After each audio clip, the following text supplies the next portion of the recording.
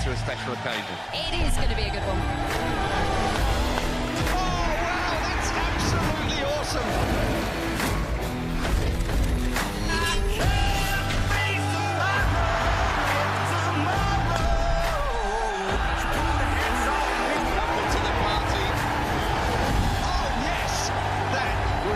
Box office. Good evening. It's Friday night in South London, which can only mean one thing: the Vitality T20 Blast. Circus is back in town for the game between Surrey and Glamorgan. Myself, Phil Walker, and Rana will be bringing you live coverage of every single ball on this one as we approach the business end of the group stages. Both teams have played 7 games with 5 more still to go. Surrey are top as it stands of the South Group on 11 points with 5 wins, while Glamorgan are down in 7th with just 2 wins registered so far and no win in 4. Nonetheless, only 6 points separate them, and a win for the visitors tonight would bring the Welsh side right back into the mix. Since last Friday's astonishing tie here against Gloucestershire, which Yaz and I covered, we're still trying to recover from it. Surrey have hit the road and beaten Sussex convincingly, and then gone to Lords and taken care of business against Middlesex last night as well. Both very convincing wins for Surrey to consolidate their position at the top. While Glamorgan have been turned over in the last few days by Somerset by 108 runs and then lost off the final ball last night to Gloucestershire at Cardiff. All of which brings us to this one right here, Rana, with the visitors scrapping for their lives. Yeah, if you were after some high-quality sport to watch yesterday evening, it was at Cardiff in the Gloucestershire-Glamorgan game. Went down to the last ball for Surrey fans who might not have been following it. So Gloucestershire needed 7 off 2. Josh Shaw, the tail-enders, at the crease. And he cloths one straight to Sam Northeast at deep mid-wicket, who drops it. They run 2. Shaw back on strike, last ball from Gorvin, low full toss that Shaw hits for a straight 6. So Gloucestershire in the last week have done both Surrey and Glamorgan today on the last ball. It's a really important game for Glamorgan. Glamorgan have had a difficult campaign so far. They've lost a couple of really close games. They haven't won a game in a while. They've only won 2 this campaign, and they haven't won in 2 or so weeks. So it's a really important game for them this evening. They're not out of it, but they do, with the halfway stage of the campaign now, this is the sort of game they really need to win if they want to still be in with a chance of qualifying for the quarterfinals. We sat here this time last week and we said similar things about Gloucestershire, who lost 3 in a row coming into this game, but there's something about playing here in South London in front of a 20,000 plus crowd that seems to bring the best out of visiting sides. And teams, when they're playing desperate cricket, they often play inspired cricket, and Glamorgan are going to need to do that tonight. 100%. The atmosphere here, especially on Friday nights, is always excellent, and the type of cricket you have on show is slightly different as well. Surrey have a seam bowling attack that is reminiscent of those that you see in international cricket. There's high pace. Surrey will most likely open the bowling with Spencer Johnson and Gus Atkinson once more. You got Sean Abbott in there as well. No Tom Curran today. He picked up a nasty forearm injury against Middlesex. But to high quality attacks, there's a bit more pace on the ball. So there are a lot of technically correct batters who might be struggling for rhythm. Quite like playing here at the Kia Oval on a really good pitch against bowlers with a little bit extra pace. So yeah, it's a really big day for Glamorgan and a big day for Surrey too. Surrey are top of the table, but I still don't think have been that convincing. A couple of really good wins on the road in the last week, but we haven't really seen that many sightings of them having brilliant game from start to finish. OK, well, we're going to be going over to the toss in due course, but before that, we just want to bring you some highlights from a game that took place 10 days ago, back on June the 11th, here at the Kia Oval. It was for the London Cup between Surrey women and Middlesex women. It's a competition that's been played every year since 2015. Surrey won it by 6 wickets with Amy Gordon and Thea Brooks in the runs. Commentary is from Jamie Reid and Michael McCann, and here are some of the highlights. Any further damage? And she's got a wicket. Lovely smart work behind the stumps. It's coming from the pavilion end. And that's gone as well. 3 for 2. Has not really looked back. Oh, that's very full, and that's gone as well. 4 for 3. So impressive from these 2 bowlers who have bowled unchanged, and that was an opportunity. Just turned round the corner. It's gone through the grasp of the Surrey fielder. Pushing down the track, a little bit of indecision. There's going to be a run out. You have to say there wasn't a single there. They wanted to try and go for it. And here comes the bowler. Again, a little release there. It's going to be 4 runs. It just races away to the boundary's edge. Do with a bit more of that here. Lots of youngsters and stars of the future looking on. This could be a catching opportunity. It was a full toss, and you have to say it's been well snaffled up. It was a good take from Robin Bentley. Cooper to continue. And bowling to Blofeld, who's been bowled. Would you believe it? Not the kind of start that she would have wanted. She's out first ball, and Cooper is on a hat-trick. Umpire Jarvis. Down the track and smashed away. That could well be 6. It is 6. Great shot from Patel. Short, too short from Brooks. Hammered away between the sweepers. We'll need a big chase to cut it off. It won't be cut off at T20 finals day. So that one is not a wide. It's flicked away off Downer's bat, and Downer's managed to get that. Just races in past the umpire, and again gives this plenty of width. It's going to be run wide of the fielder at third, and it's going to race away to the boundary's edge. As Gordon continues, this is uppish. It could be an opportunity to catch. It's over the top. It might well have hit the rope, so there's going to be a question. 4 runs is the answer. So maybe she was late to the party. 86 for 6 score, and there is a wicket right on cue. She deserves that, in fairness, Charlotte Stubbs. And here is Cooper, who of course is a regional player and a good player. Comes down the ground, and they're going to race through. Will she be run out? She will get 4. Then it will be 100 to win. Driving down the ground, but it's only going to be 1. That will be the first runs of the reply, and it will be 4 of them as well. Full, over-pitched and driven nicely by Gordon. Middlesex have got all the work to do, but they've got a wicket. They really needed that. Middlesex have a breakthrough. Oh, is there a nick on that? There is! It's another wicket for Kopak, a second in the over. 83 for 2 the score.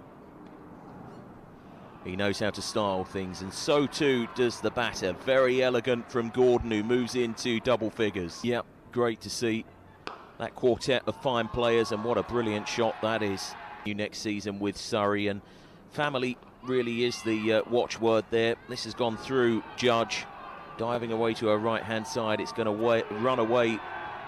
Maybe take the strike with a single. She's going to get more than that. It goes out towards the fielder. Racing in is Patel, and she's bowled. And that is a big, big delivery, because Amy Gordon is being sent back. And that's short again and pummeled down the ground by Brooks, who will get off the mark with a boundary. Nothing Judge can do about it. Place to do so is inside out. Brooks is driving handsomely for 4. Again, that's down leg, and Blinkhorn-Jones uses the pace. Textbook. Blinkhorn-Jones goes aerial, could be gone. Is gone, has spooned it up to mid-off. We're going to go pretty much the distance. We wondered if that would be the case. 4 more runs here, just tickling it round the corner. As Stubbs faces up once more, makes a bit of room. Pushes it to the fielder at third. They're quickly through. There is a shy at the stumps. It hits. Cracking stuff there. Thank you to Michael and Jamie for the commentary of that one. So Yas Rana, no Tom Curran. He's perhaps been the most complete performer for Surrey so far, but he picked up an injury last night. Yeah, a really nasty injury. So he was bowling to Luke Holman, the Middlesex lefty, and Holman nails a straight drive. And Curran, in self-defence, puts his left forearm up, and it strikes his left forearm hard. He went off the field, and we don't know the severity of that injury yet, but he's out tonight, and he's probably as difficult a player to replace in this Surrey lineup as any, because in the last couple of years his batting has really come on, but we've also seen a resurgence with his capabilities with the ball as well. He's been Surrey's standout bowler so far this year. Just look at his numbers, 7 games into the competition, 14 wickets at 11, an economy rate at 7.42, and with the bat as well, fulfilling a really important role at number 6, striking 164. So likely to hear that Cam Steele comes into the side, who's had a brilliant summer, especially with the red ball, but Curran is a difficult man to replace. And no Jason Roy either, of course, who picked up an injury last week, but his stint now with Surrey has come to a close anyway, so it will be a change in the top six, a constantly evolving top six, it feels, and Surrey have done incredibly well to hold on to that position top of the league, considering the number of players that are coming and going, and of course they have 4 players with England as we speak. Yeah, so we're going to run over to the toss now and then pick up the teams after that. It's that time of the evening. We're here in the middle ready for the coin toss, and I'm joined by loads of people this evening. We've got our fluffy mascot Caesar, we've got Albie who's going to be doing the coin toss, we've got our umpires Mark Newell and Ian Blackwell, as well as our captain, Surrey captain Ollie Pope, and Glamorgan captain Kieran Carlson. Give them a huge round of applause. Albie, here we go, do the honours.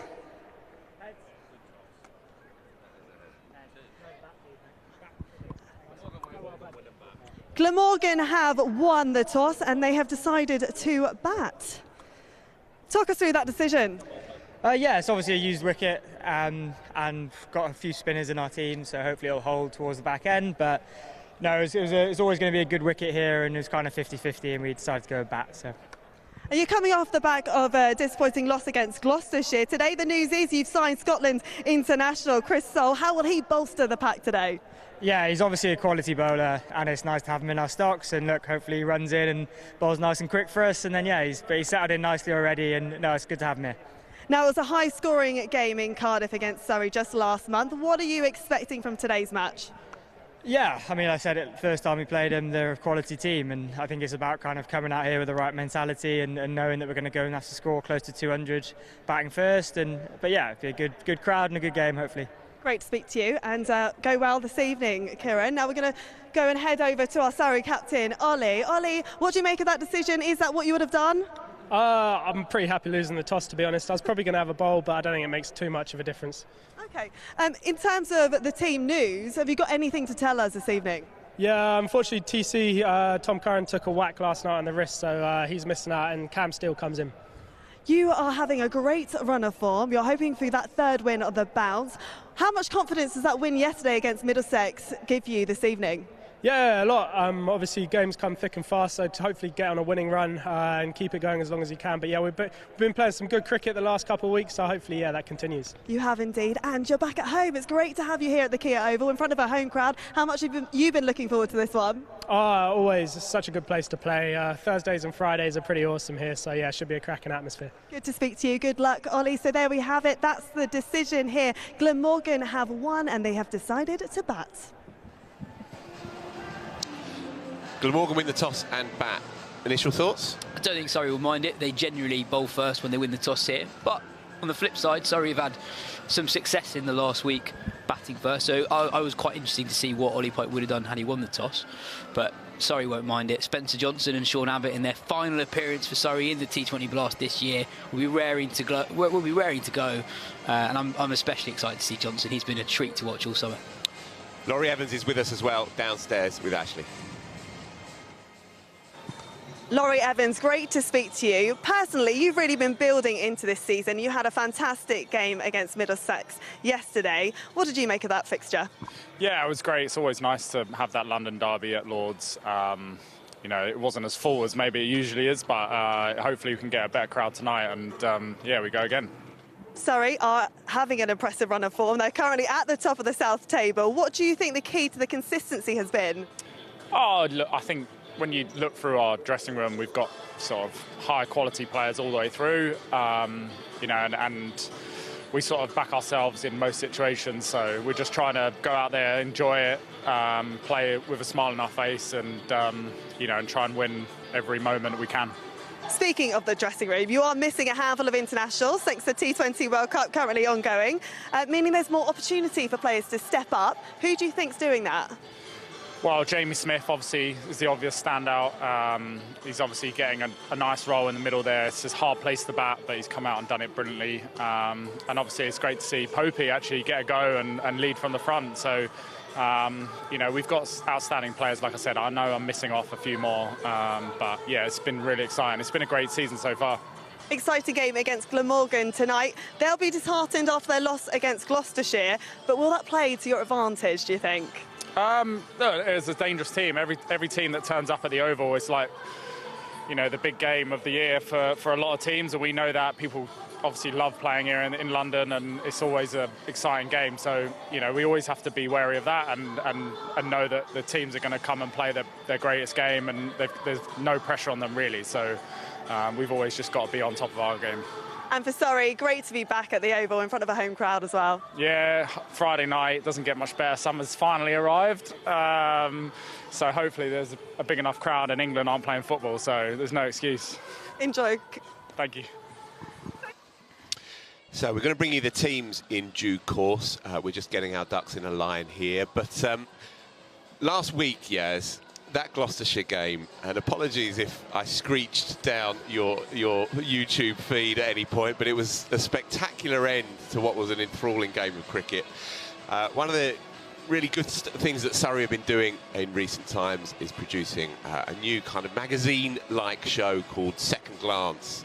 And this is the story in full Technicolor of what was an extraordinary game of cricket, starring you again this week, or are you not in it? No, I'm in it. But you are in it. I would say I'm not starring in it. Sean Abbott is the star of the show.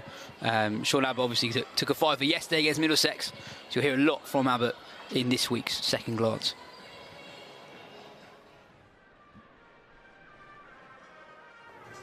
Full production. We probably feel like we've got an extra couple of gears that we can go if we want to be playing our best cricket towards the end of the season. My main focus is being as calm as possible, and then just hopefully I'll drag a few other guys with me in terms of being calm, because I suppose I've got a bit of experience now, but it can be daunting. This place is a great place to bat. On average scores, I think, are a bit higher than most. So you've got to be on as a bowler. I won the toss having a bowl.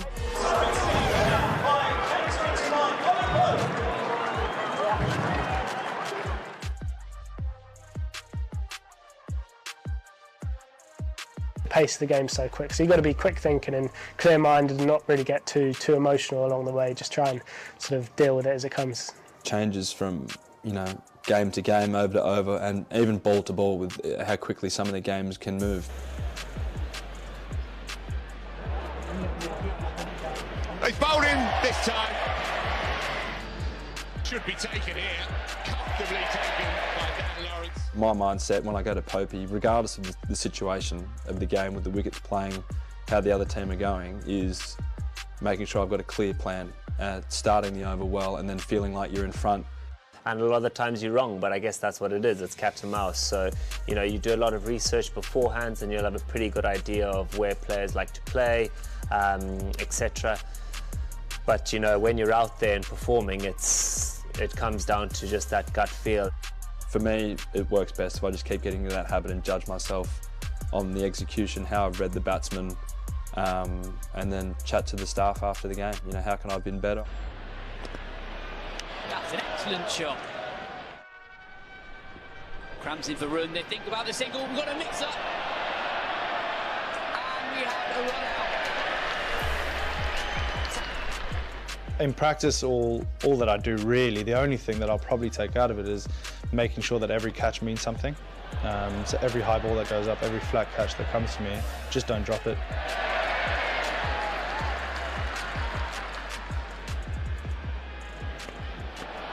High in the air. Webb has not got hold of this one. Ollie Pope.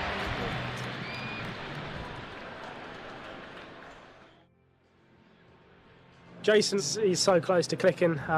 He's playing such good shots, but he's just finding fielders, which is just frustrating for him. But no doubt, he's just going to click and get going. The first few balls, you could middle a couple, you can get a 4, and you can fall into the trap of feeling like, right, this is my day. Because, I mean, it's never really your day. You got to earn the right. You know, you have to earn the right to face those first 10, 20 balls and make it your day. The game gets to a point where it's just more of a mental game. I think you've got all the capabilities, all the skill, all the muscle memory and all the shots. And there's no reason why you shouldn't get runs every game, but it boils down to your mentality. It's one thing saying, let's go out and attack.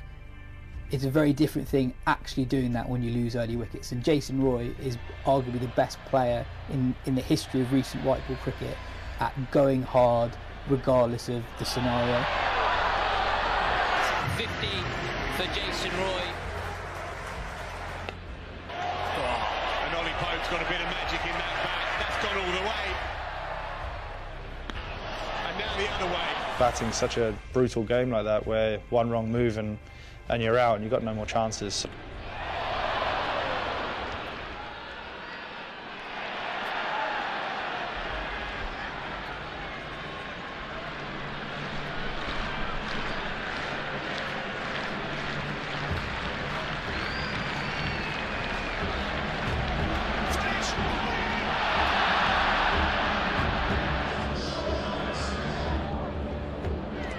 It's here to the inside.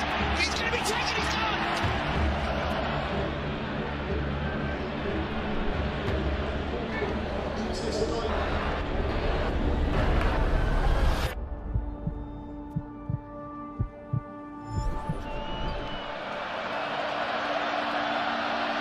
Full. It's a tie. Spectacular. David Payne deserves all the credit. Gloucestershire have fought tooth and nail out there.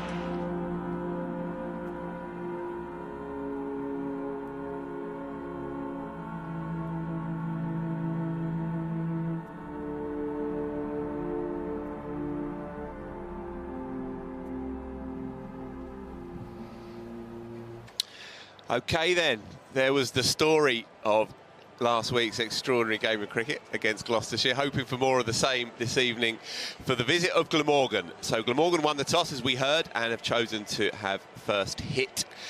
As Rana says, Surrey won't be too disappointed with that, but I guess Glamorgan may have looked at how Gloucestershire fought tooth and nail last time out, and potentially that's a way to try and restrict this blunderbuss of a Surrey batting lineup. Looking at Glamorgan's side here then, so talk me through it. Yeah, so one change for Glamorgan. Chris Soule, the Scotland fast bowler, is in. He was only announced as a new Glamorgan player, I think today. He's straight into the side for Tim van der Gooten, who's rested ahead of Glamorgan's county championship fixture that starts on Sunday. So they're resting him. Soule's in. If you haven't seen Chris Soule is genuinely rapid. So he was clocked in the World Cup qualifier last year, bowling at 93, 94 miles per hour. He's battled injuries over his career, so he's 30 years old. But when he's on the park, when he's fit, he's a real handful. And on a pitch as quick as the one we're likely to see here tonight, he should be good watching. Son of David Soule. Yeah, the rugby union player for Scotland, 44 caps for Scotland. So yeah, he's from a sporting heritage family in Scotland, and he's just back from the Caribbean. Actually, he was part of Scotland's T20 World Cup campaign, and Scotland came 2 balls away from beating Australia. And I spoke to Scotland's Mark Watt last week, and there was that game against England that was rained off after 10 overs. A lot of talk in the English media was, oh, England were deprived the opportunity of getting 2 points of that one, but Scotland's feeling was that was a difficult pitch. England needed 11 and over. Scotland were ahead in that game. So yeah, Chris Soule, part of a very impressive Scotland outfit at the moment. That's the only change to 11. A lot of established names in the top 5. Kieran Carlson, the 26-year-old captain, one of the most reliable and watchable young-ish batters on the circuit. You've said this to me a number of times and directed me to various feeds over the last couple of years. As you say, very easy on the eye. Describe him as a player for us. He's very classical, very technical. He's very good through the covers. He's been rated really highly. I think he broke into the Glamorgan first team when he was only 18 years old. Took a while to really hit his stride, and I think he had a breakthrough season in 2021. Was one of the leading run scorers in the country in the Red Bull game. And yeah, impressive figure, given the captaincy at quite a young age. Led Glamorgan to the One Day Cup 3 years ago now, so he was only 23 when he lifted that title, and he heads the lineup and he'll open the batting with Sam Northeast, who's had a decent start to the season. So Sam Northeast's record that he acquired last night. Yeah, so Sam Northeast last night broke the all-time T20 blast record for the lowest score for a batter who carried his bat. So when a batter carries his bat, that means he has batted the entirety of the 20 overs. And I was going through the ball-by-ball commentary. It's extraordinary. He was totally deprived of the strike in the middle overs when Glamorgan were losing a few wickets. And there were several overs where he got 1 off the first ball. His partner then faced 5 balls, and off the last ball of the over, his partner took a single. And he basically, several times, would face 1 in 12. so he couldn't really get going. But otherwise, you've got Marnus Labuschagne, Chris Cook, who's the stalwart here. Just coming back to Sam North East very briefly, Kumar Sangakkara, once of this parish, and also, by the way, folks, in this evening in the Kia best seat in the house, so we'll be chatting to Kumar later on. I remember asking him once for his standout talents in county cricket, and he said Sam North East is one of those who on his day is on a different level. On a different level. There is Kumar. He's having a great time, isn't he? He's properly leaning back. Not overburdened with stress and anxiety as Kumar. Look at that, having a time. We will be hearing from him later in the show. But yeah, Sam North East, I think it's as simple as the fact that in red ball cricket, he's probably more of a red ball player than a white ball player. In red ball cricket, he is a number 4, and he's basically the same age as Joe Root. That is why he's not played for England. It's simple as that. As you say, he's 34 years old. He's one of these players that if he was 5 years younger, then you would see probably quite a different player, because his technical and natural abilities, his ball striking is top class. But he's grounded his game literally on the playing fields of Harrow and Kent. And so the version that you have is an orthodox player trying to, if you like, break out into the requirements of the modern game. Run through the rest of the middle order for me before we get to Surrey's side. Yeah, so Colin Ingram, who's Glamorgan's leading run scorer in the history of the T20 Blast, he'll probably bat 3. And then Marnus Labuschagne as well. Labuschagne and Glamorgan, it's an amazing story, actually. I think it's a love affair. It's rare that these days a name as big as Labuschagne plays as much county cricket. Part of that is that Labuschagne doesn't get the big money overseas T20 deals, so he's got a lot of time in the English summer, the Australian winter, to play county cricket, so if he wants to, and boy does he want to. This is his 5th summer at Glamorgan. But he's a romantic as well. I interviewed him about this a couple of years ago, and he says he loves the spirit of it, and he loves the aesthetic of it. He loves travelling around in players' cars and meeting at a certain designated time. And I guess when you are a superstar of the world game, it's a way of taking you back. There is Marnus getting himself ready. There we go. Steady. He took an incredible catch last night, by the way, which we can maybe come back to later on. But he loves the kind of the elemental side of it, you know, that he's going back to his roots. Sometimes you wonder about professional cricketers, how much do they actually like cricket? You don't with him. Marnus Labuschagne, you know he absolutely loves it. And that, you know, he wouldn't come back every year if he didn't. And it's great to see him, you know, he's a very interesting player, similar-ish to Ollie Pope, in that because he's played so much red ball cricket, has actually not had that many opportunities in T20 cricket. I think he's only played 48, 59 T20 games across the entirety of his career, nearly half of those coming for Glamorgan.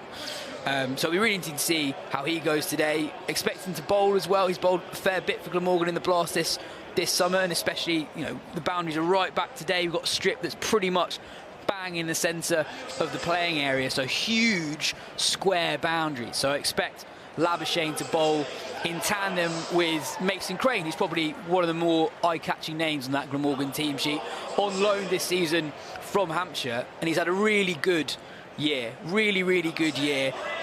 His career was at a crossroads really at Hampshire. He wasn't getting much action in the county championship. Even in the Blast, wasn't playing as much as he used to. He's obviously played for England in both Test cricket and T20I cricket, but it's been a really successful return to first-team action, really. So he's one of the leading wicket takers in Division 2 with the red ball, and with the white ball, he's got a phenomenal record. Well, 12 wickets this year, but crucially at an economy rate of just 7.39. And so he's been really the start of the bowling attack for Glamorgan. But again, Dan Douthwaite, who came up through the ranks here actually at Surrey as a Colt, and is making his name and having some good performances, especially with the white ball for Glamorgan. He's the only other to take double figures wickets. He's up at 10s. But let's move on to the Surrey side, the home side here. And so Dan Lawrence is kicking it off now. He's simmered away, it's fair to say. Dom Sibley, who opened yesterday at Lord's, he continues. Laurie Evans in at 3. Ollie Pope in at 4, coming into form very nicely. Jamie Smith, the star man, of course, the golden boy of South London. Rory Burns in at 6. Finisher. Cam still coming into the side for Tom Curran. It'll be a difficult man to replace. But otherwise, it's all the same as usual, really, from 8, 9, 10, 11. Jordan Clark, Sean Abbott, Gus Atkinson and Spencer Johnson to round it off. And remember, this is Abbott and Johnson's last T20 game for Surrey this season. They're off as we take a break for a couple of rounds of the County Championship. And Surrey might look quite different, actually, when we get back, because their 4 guys who are out there in the T20 World Cup at the moment: Chris Jordan, Will Jacks, Sam Curran, and help me out there. Who's the other one? Chris Jordan, you said? Reece Topley. Reece Topley, who's playing today. They'll all be back in action for Surrey when we next see Surrey play in the Blast after today, which is the London Derby at home to Middlesex on July the 5th. England, by the way, 83 for 4, chasing 163 in the T20 World Cup at the moment against South Africa, requiring 13 runs and over, so not going very well for England at the moment. But yeah, I mean, we've talked about him a lot this summer. Jamie Smith is another one, still the leading run scorer in the country, and he's doing that at a strike rate of 200. Yeah, 205. 205 for Smith so far this year, and he's pretty handy against the red ball as well. So, 2 of the Championship's bankers into this T20 side. Rory Burns at 6, as you say, to finish things off, and Dom Sibley to get things going. Now, people watching Dom Sibley of 2-3 years ago, opening the batting for England even, as well as Warwickshire, who he was with at the time, may have required a leap of faith to imagine him opening here at the Kia Oval in a T20 game. Nonetheless, his game has come on leaps and bounds, and it's much more expansive now than it was maybe 2 or 3 years back. Yeah, 100%. Also, before that, so he went 4 years without playing a T20 game anywhere in the world. But before that 4-year break, before he was an England regular, he was a decent white ball opener for Surrey and Warwickshire. He's got a decent T20 record. And it's interesting, you mentioned Rory Burns at 6. I think that's a very difficult position to bat if you're returning to T20 side. We saw Dom Sibley come in at the business end of the run chase in that game against Gloucestershire, which was his first game back in 4 years. We've seen him since move up to the top of the order, since Jason Roy picked up that injury last week, and he's had some success. He got off to a bit of a flyer against Sussex, couldn't quite capitalise on that start, but as you say, Phil, we've seen a side to Sibley's game this summer that had probably been missing for a while. He's been more expansive, he's looked to take more risks, so yeah, he's not a player with a lot of T20 cricket behind him, but I wouldn't be surprised if he has success. Well, one of our backroom staff, if you like, one of our producers, our team of producers here, said to us, Laurie Evans, he's percolating. That's the word he used. I think what he's getting at is that he's coming into form, and when he's on, he's a serious talent. And he is due, just as, say, Dan Lawrence is due. Both of them have made useful scores this week. Laurie Evans coming off a 40-odd, Dan Lawrence made a 30-odd, but neither of them have really set things alight just yet. They've simmered away under the surface of these games, especially here at the Kia Oval. You've got to be looking at those two, you'd have thought. Yeah, 100%. Quite interesting with that opening partnership of Lawrence and Evans, because they're 2 guys who've played a lot of T20 cricket and done well not opening the batting. It was a show of faith to give them the whole season, really, at the top of the order. And it hadn't quite worked out. Even when Surrey were getting those wins early in the season, quite often it was Jason Roy, Ollie Pope, Jamie Smith at 3, 4 and 5, bailing out quite slow starts or losing wickets early. On more than one occasion, Ollie Pope was in the 3rd or 4th over of the innings.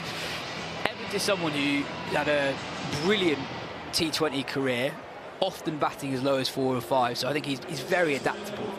And actually, since moving down to number 3, has had success. As you mentioned, he's got 2 scores of 41 in the last week. And I think actually seeing Evans at 3, to me, there's a lot of solidity in that. Yeah. Evans, Pope, Smith is your 3, 4, 5. That's really strong. That's really, really strong. And I think it's taken a while for Surrey's batters to adapt to the positions they've found themselves in this year, because a lot of people, although experienced, playing in roles they haven't necessarily played in a lot in the recent past. There's a lot of cricket on this evening. The finale of the England-South Africa game, we will be bringing in regular updates from that one. 17 needed from 34, I last saw. 4 wickets down England, but as long as Harry Brooks there, they've always got a chance. Yeah, but there's a lot coming, not just here, but all around the country. Durham host Yorkshire, Northants host Leicester, Derby go to Notts, Gloucester are at home to Somerset. That should be a good one. Gloucestershire having a lovely time of it since that extraordinary last gasp tie last week. Kent host Essex in the Thames Estuary derby. Surrey, of course, hosting Glamorgan right here and now, and Hampshire and Sussex will see face off down at the Utility Bowl in half an hour from now. So we'll be giving you regular updates from all around the country. There is one other game as well. Worcestershire Rapids are 111 for 6 from 14.3 against Birmingham Bears in the Midlands derby. So we'll be giving you regular updates. But for now, we are fully focused here in South London. It's going to be Kieran Carson, the skipper, one of Yaz's favourite players to watch in the county game, facing up to the mercurial Spencer Johnson, who, when he's on, there's few more watchable quicks out there. Forget county cricket, just around the game, full stop. He can possibly count himself slightly unlucky not even to be in this Australian T20 side. His time will certainly come. Surrey are making the most of what they have, because he'll be going home after this one. He'll be desperate to put on a show, and you wouldn't bet against it. Well, you say when he's on, he's almost always on, and he's been brilliant for Surrey this season. You can be assured that when Mitchell stops playing for Australia, there won't be much of a drop to Johnson. Playing a miss straight off. Before we get really into this one, just a gentle reminder to you, to regular viewers, surreybroadcast@gmail.com. Send in your emails to us, please, and we'll get through them as best we can. Any queries, observations, any insights, any jokes, any tales, any anecdotes, send them our way, surreybroadcast@gmail.com.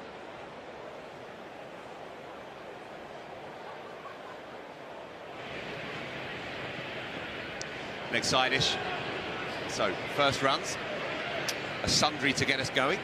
Yeah, just to point out how effective Spencer Johnson has been so far this season. 7 games, 25 overs, 8 wickets at 21, but that economy rate, less than 7 runs and over. I always think that when people do roundups of T20 competitions, they focus too much on the leading wicket takers. Quite often you look at the IPL, and Bumrah's not there, but his economy rate every year is in and around 7 runs and over. Punched into the offside, but nothing doing. Slightly late on that, Kieran Carson. It was swinging into him. Quite get into shape for that punched off drive. So it skews to the man in the covers. And so much of T20 cricket is building pressure. And if you're the pressure builder, you might not necessarily be the guy who picks up the wickets later on in the game. But Johnson so far this season has been so good at being threatening with the new ball, but also giving very, very little away. Big swing and a miss. It was there to hit, but staying slightly leg side of it. Kieran Carson, and nothing happening just yet. And this Surrey attack has that extra pace. They have threats that not many county sides have. Spencer Johnson opening the bowling with Gus Axon, 2 real quicks.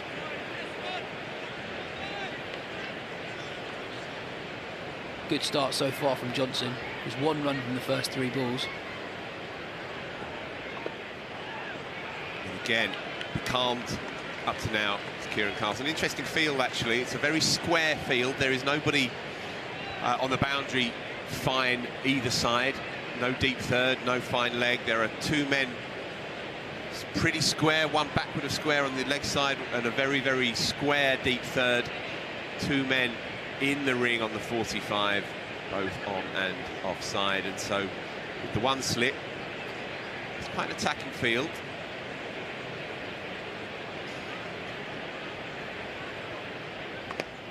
First runs off the bat will just be a single. Dan Lawrence well positioned for that slashed back cut come square drive, and so just a single. Good start here by Spencer Johnson. Yeah, it's the field that Spencer Johnson has started with for the majority of the campaign, and I guess with those guys quite square, it suggests that you're not going to get too much that's very full.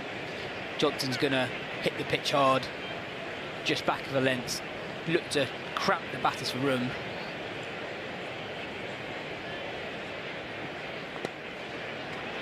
There's runs there though into the onside. It's beautifully timed. That will run away for 4. Sam Northeast. Kumar Sangakkara has perked up down there in the best seats in the house, because he's a fine player, easy on the eye as Sam Northeast, and a beautiful start. He's already a tenth of the way towards his score from last night from one delivery. Give him the strike. Yeah, and when we talk about players who look good in the eye, so much of it is how much extra time they have. And Spencer Johnson's bowling 86 miles per hour. It looked like Sam Northeast had all the time in the world. He's rolled his wrists on it, just gently directed the ball towards the mid-wicket boundary. Picks up 4. Gus Atkinson then, the J&Fin stand end, the old Vauxhall end, as we look at it. Driven, easy as you like. A soft and late dismissal, and Kieran Carlson, who never got going, has to go. He spooned a half-hearted drive to Dom Sibley, I think it is. In fact, Laurie Evans in there at the draw on the drive. Shortish extra cover. That's a limp way to go, yes, Rana. It's a very, very soft wicket. I don't think it was a slower ball from Gus Atkinson. I think a bit of a loosener, full there to be hit, really. There to hit over the infield, but Carlson didn't time it at all, and in the end chipped tamely to the man at short cover. And Surrey, it handed a gift, really. The Glamorgan skipper has gone. Yeah, the bat seemed to skew in the hands, and he cut across it a little, but the weight was leaning a little back as well. He won't want to look at that again, and so that early wicket has resulted in Marnus joining the fray here at first drop, just into the second over. Yeah, a real international battle. Gus Atkinson to Marnus Labuschagne. Still get pretty much every week, Phil, here at the Kia Oval, we've seen international quality battles on the show. Every team that's come here has possessed real class, and we've got to see the best versus the best.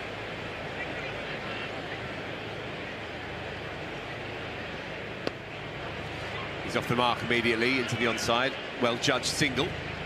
But I think we will see from Marnus and from Northeast, let's say, expressive orthodoxy for the next 20 minutes or so. They don't have an immensely packed middle order, and as we've seen here, you can defend a 170 or 180. Gloucester did it, Somerset did it, so we'll see how they go.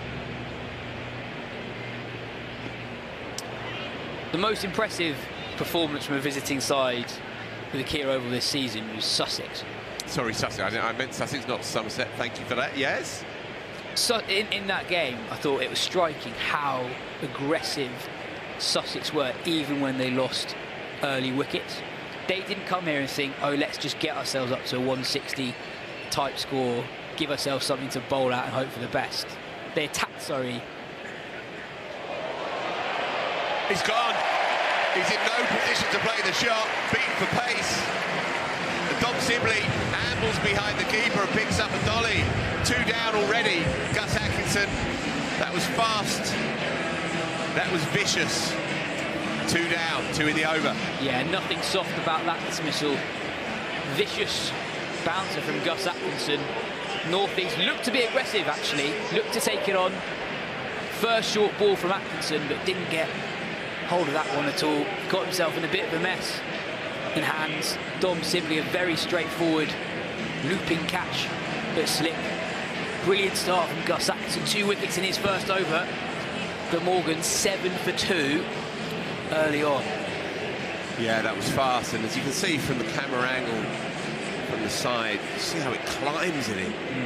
And this is what marks out Gus Atkinson. He gets, because of the snap in the wrist, he gets extra bounce. To the naked eye, looks like quite a skiddy bowler, but he's tall, and he gets that nip and that life off the pitch. That has screamed into Sam Northeast, and he has to go. 2 down. Still a couple of deliveries left in this over. Very nearly chopped on.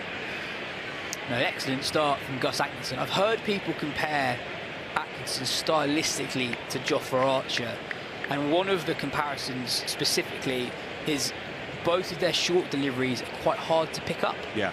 for whatever reason, batters find the length that those two guys bowl, they have quite similar run-ups, they have quite similar gather to the crease.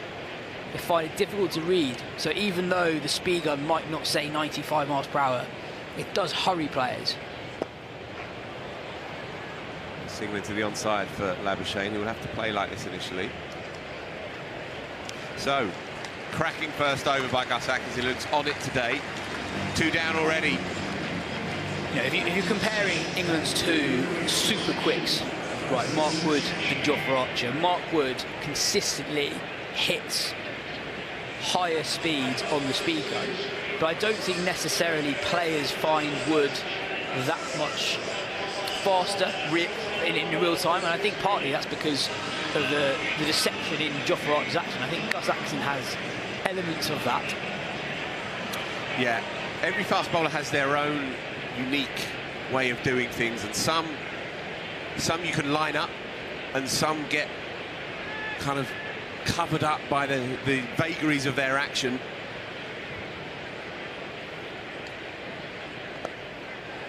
Nothing doing there. Cleverly positioned fielder there, not only for the slashed drive, like a kind of fly slip if you like, but also as a run-saving option as well. And for that left arm angle coming over the wicket across the bows of the right-hander, it's a very, very useful position to have Gus Atkinson in there.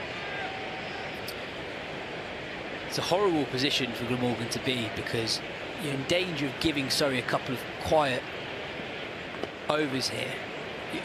I can totally see why you're desperate not to lose a third early wicket, but at the same time you don't want to be 15 for 2 after 4. You don't want to give Surrey easy overs where, as the batting side, you're not showing that much intent. And I know that sounds counterintuitive, but there's almost something risky in just giving the bowling side a couple of overs. And I go back to that Sussex game. Sussex lost early wickets but continued to go hard against Surrey. He's in no position to play that shot. He's having to try and think outside the box, but it's not his natural game. And Marnus Labuschagne gets himself in a tangle there. Beats bat, pad and leg stump. Yeah, I think Labuschagne was caught in two minds there. I think before the ball was bowled, he wanted to give himself a bit of room and maybe hit Johnson in front of square on the offside, but that ball was probably straighter than he anticipated. And that ball very, very narrowly missed Labuschagne's leg stump.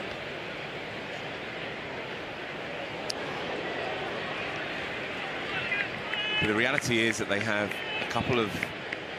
Well, they have Chris Cook coming in next, who's a very, very fine cricketer in all forms. But after that, Ben Kellaway is just making his way, an experienced player. And then Dan Douthwaite, who begins the list of all-rounders, but he's more of a bowling all-rounder. He's a very strong hitter in the final overs, but you don't really want a Dan Douthwaite in with only half an innings gone. And so this is, as ever, the push and pull of a T20 innings. But having lost those two early on, I think Glamorgan will have to settle for some slow heartbeat cricket, at least initially. So if they lose another one here, then even in the earliest of stages in this game, they're in real trouble. Yeah, 100%. And while I'm saying Sussex had success going hard, part of the reason why they're able to is because Sussex bat really, really deep. And I think you have to adapt your game plan based on the players you've got at your disposal. I think actually where Surrey might have gone wrong against Gloucestershire last week is I don't think they batted for the team they actually had that day.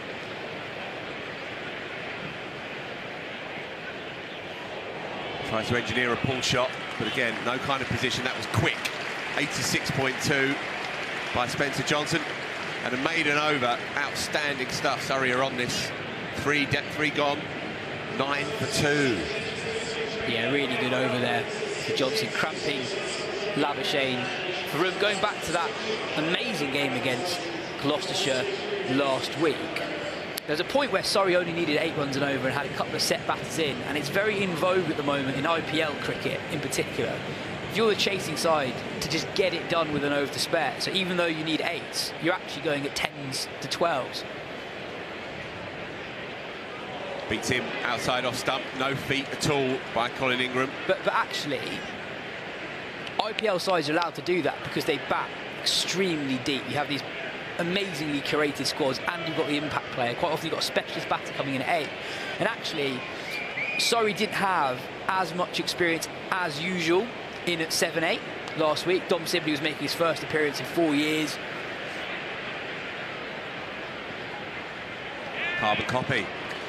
Just very briefly, as England 5 down, they need 25 from 16. Liam Livingstone, the man to go, for 33 from 17, so a sprightly knock. But Harry Brook is the key man, 47 not out from 30 deliveries, 7 of which he smacked on the boundary. So yeah, that's on. It's going to go all the way to the wire. You feel that one. 25 from 16 for England against South Africa. Dropped into the offside, and he'll pick up a single. Welcome run for Glamorgan. First run in 9 deliveries, I think. 8 straight dots, exactly as before that. And so it's on here for Surrey. They are absolutely bang on the money here. Focused and relentless. It would have stung them, I think, to have gone for a defeat and a tie at home last 2 games.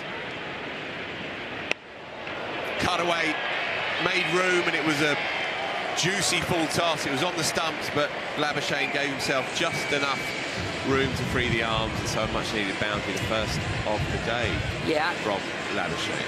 Atkinson veering away what has been working so well for himself and his opening bowling partner Spencer Johnson. Both of them have been really hitting the pitch hard, bowling an awkward length, giving little room for the batters to work with. But on this occasion, goes for the magic ball, goes for the Yorker, doesn't quite get it right, and it's a welcome boundary for Glamorgan. It was worth a go because with Labuschagne giving himself room, he was opening up those stumps. Ready to go this time. Short, quick, fresh air shot by Labuschagne, who's frustrated with himself.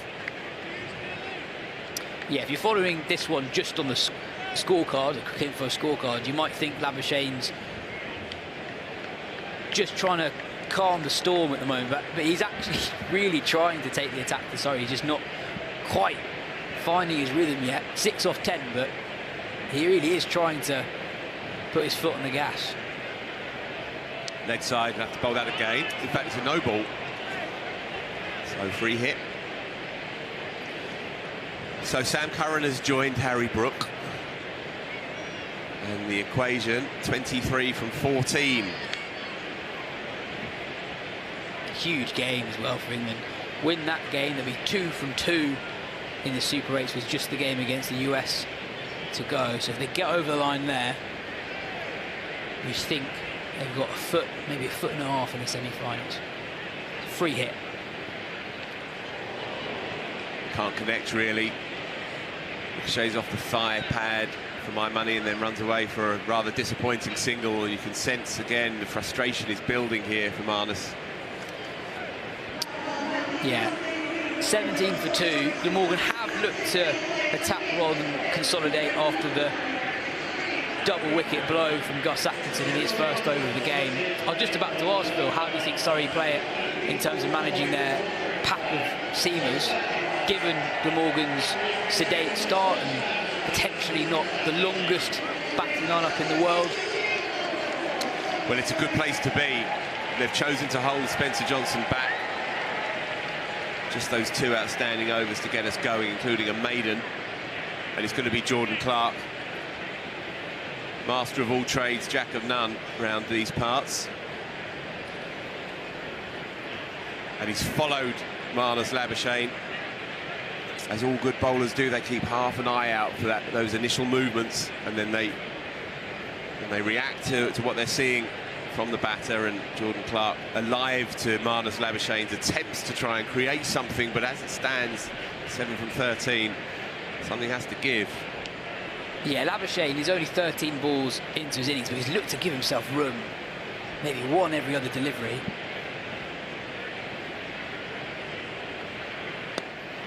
Punched into the onside by Colin Ingram, and he's timed that nicely. That will run away for his first boundary 4. Yeah, really nice shot from Ingram, almost a mirror image of Sam Northeast's first over boundary of Spencer Johnson. And actually, a sign that you can pick up power play boundaries by batting in a classical fashion. And Labuschagne has looked to be unorthodox, and it's not quite worked for him yet. But there, England was totally still.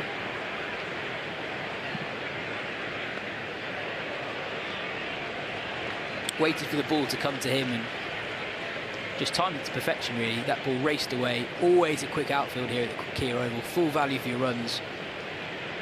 Yeah, and Colin Ingram enjoys batting here. I remember him smashing it to all parts, made a very, very quick 80-odd a few years back.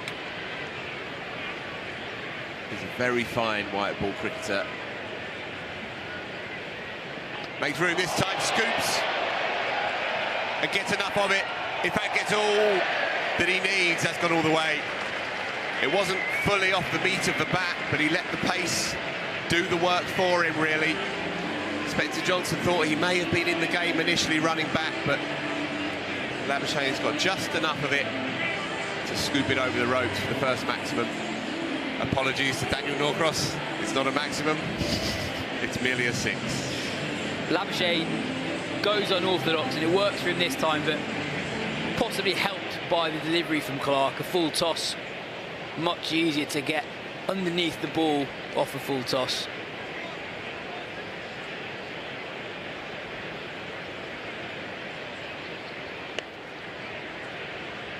Cuffs away into the offside for a single this time. Yeah, an important over this for Glamorgan. 13 off it with 1 ball remaining.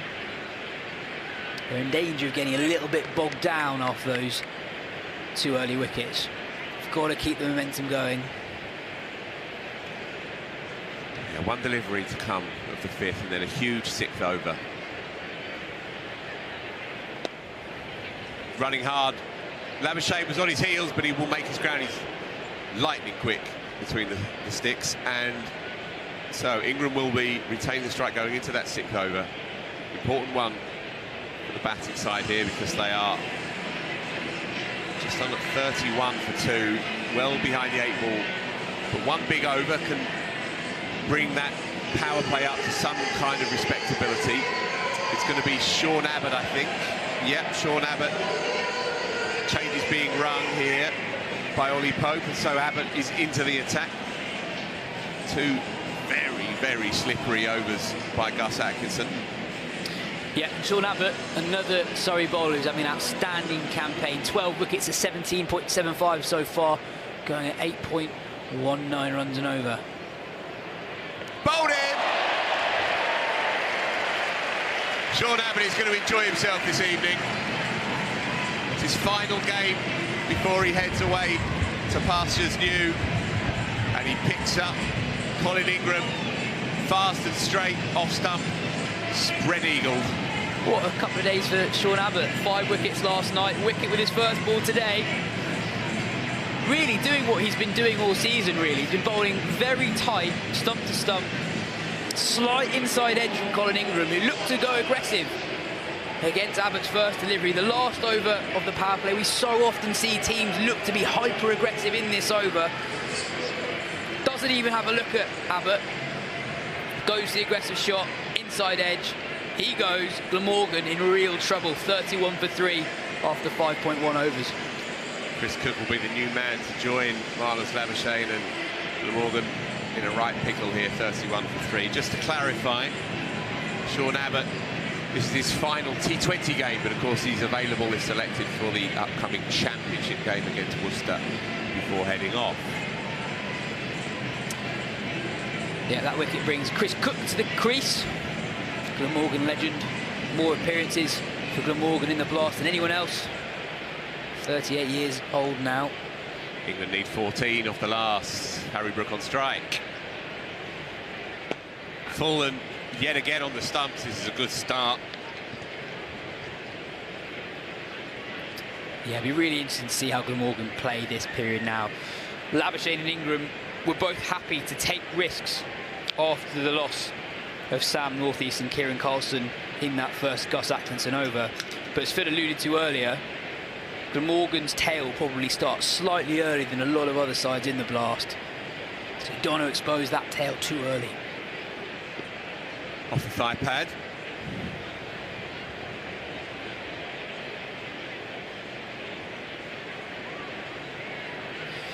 It's a big loss for Surrey, no Tom Curran. He's been their standout bowler. Him and Sean Abbott have been really impressive, bowling in tandem through those middle overs.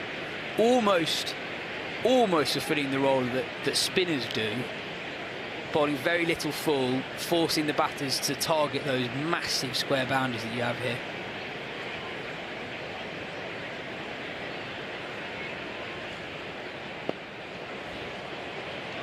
There's a collector's item for you folks.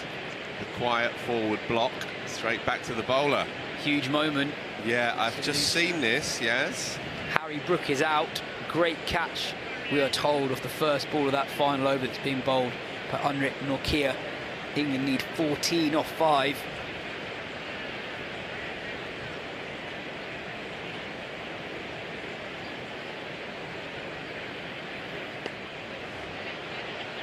Going to run hard here, and he is going to pick up a second. Marnus alive to the angles there. Well run too. They need everything they can possibly get their hands on here. How do you play it for Glamorgan at this point?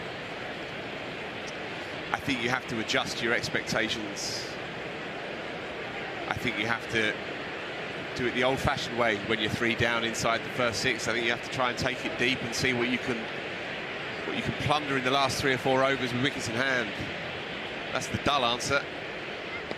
But for my money, that's the only way you can go, because one mistake and you are in to the middle order, and it's an inexperienced middle order, as we say. Ben Kellaway just coming through, really. But Dan Douthwaite's got an excellent record. So we have a look at the start here, just that one big over, really. Otherwise, Surrey have kept it really tight, including that maiden from Spencer Johnson, the 3rd over of the innings. Dan Douthwaite has got a good record, but most of his success has been later on in the innings. Got himself a 100 deal a couple of years ago.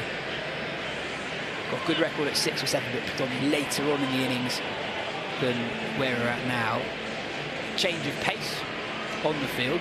Cam Steele comes into the attack, replacing Jordan Clark, whose first over went for 14. No one in the ring in front of the square on the leg side. Got a deep backward square leg, deep mid-wicket and a long on. An open stance by Chris Cook, which should help him, you would think, against the ball turning away from him, free up those arms. Good to see Cam Steele back in the side. He's had such a good year overall. Been a real star of the Red Bull stuff here at the Keir Oval, and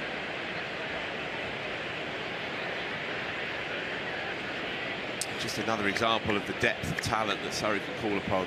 Yeah, brilliant season with the Red Bull, the leading wicket taker in the opening rounds of the season. Picked to play 3 games early on in the blast, but struggled to find a role, really. Only given 3 overs across those 3 games. Beautifully played. Shot of the day. It won't go for 4, but Marnus unfurling a stunning cover drive. All the snap in the wrist that you need, going with the spin. They need much more of that. You feel like Labuschagne is the key man here. Started okay up until now. Hit hard and flat, but long on is relatively straight, so just a single. First sign of Cam Steele's wrong in an interview he did a couple of weeks into the season. He said that he reckons he's got one of the best wrong-uns in the domestic game. So keep an eye on that, the wrong on the ball that spins into the right-hander.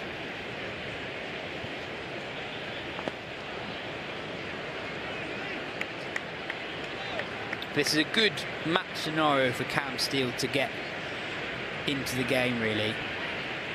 I think it's quite difficult for a leg spinner to get into the action here, sorry, because of how well Curran and Abbott have bowled in the middle overs and how well Dan Lawrence's off-spin's gone this season. Nicely played by Marnus, waiting on it, smothering the spin into the onside, so he'll retain the strikes. 7 gone, 40 for 3, and England need 8 from 1. 8 from 1, so barring something miraculous, that one has slipped away from them. Meanwhile, here's the Xbox Power Players leaderboard. So Sean Abbott still, as we speak, holds the record for the best bowling figures of the season up until now. 3 for 8. Tom Curran slipped in with a couple of 3-fers, and Ollie Pope's dramatic and, dare I say, controversial 99 not out, which we covered here at the Kia. And the scoreboards were telling us one thing, and I'm afraid the scorers were telling us something else. So he ended up 99 not out. I guess you'd take that at the start of the day. So yeah, if either of those figures are bested today, then we will have some new leaders at the top of that leaderboard. We encouraged our viewers and members and so on to write in with their expectations, their guesses. Lawrence into the attack now. Lawrence has been so impressive with the ball for Surrey. Again, look at his numbers. He's going less than 7 runs and over across the season, which is extremely good going for his finger spinner. More effective with the ball than the bat up until now. It's in the slot, swept, man out there, taken. What have you done, Marnus? It's all too limp, I'm afraid, by the visitors here. 4 for 4 now, and Labuschagne will be disgruntled, to say the least. Yeah, that's the second time that we've seen a Glamorgan batter look to play a really aggressive shot. The first ball they've faced off a new bowler. Colin England departed early on a couple of overs ago, and this time Marnus Labuschagne, a huge wicket of Marnus Labuschagne, and Dan Lawrence doing what he's done all season, tossing the ball up on a good length, way outside the right-hander's off stump, with protection on the leg side boundary. That is some hit to take the ball from outside off stump over the fielders on the leg side. It's a big hit to that leg side boundary on both sides of the wicket, to be honest. And a lot of players have looked to take him on this season. It's a very, very hard shot to execute. Lawrence as well, slightly slower through the air than most spinners on the circuit, so it's hard to inject energy into the shot. Yeah, bang on. Your execution has to be flawless, really, to play that shot when you do have men covering and it's a 75-yard boundary. So an error of judgment as well as execution by Marnus. Glamorgan staring down the barrel here, 40 for 4. So, with their established players gone, we have a bolter. Ben Kellaway, just 20 years young, homegrown player. He's off the mark straight away, showing a little bit of adventure in running down to Dan Lawrence. Yeah, I think Lawrence saw Kellaway charging, so fired in. The ball at his toes. Yeah, he's made his debut in all formats last year, did Ben Kellaway.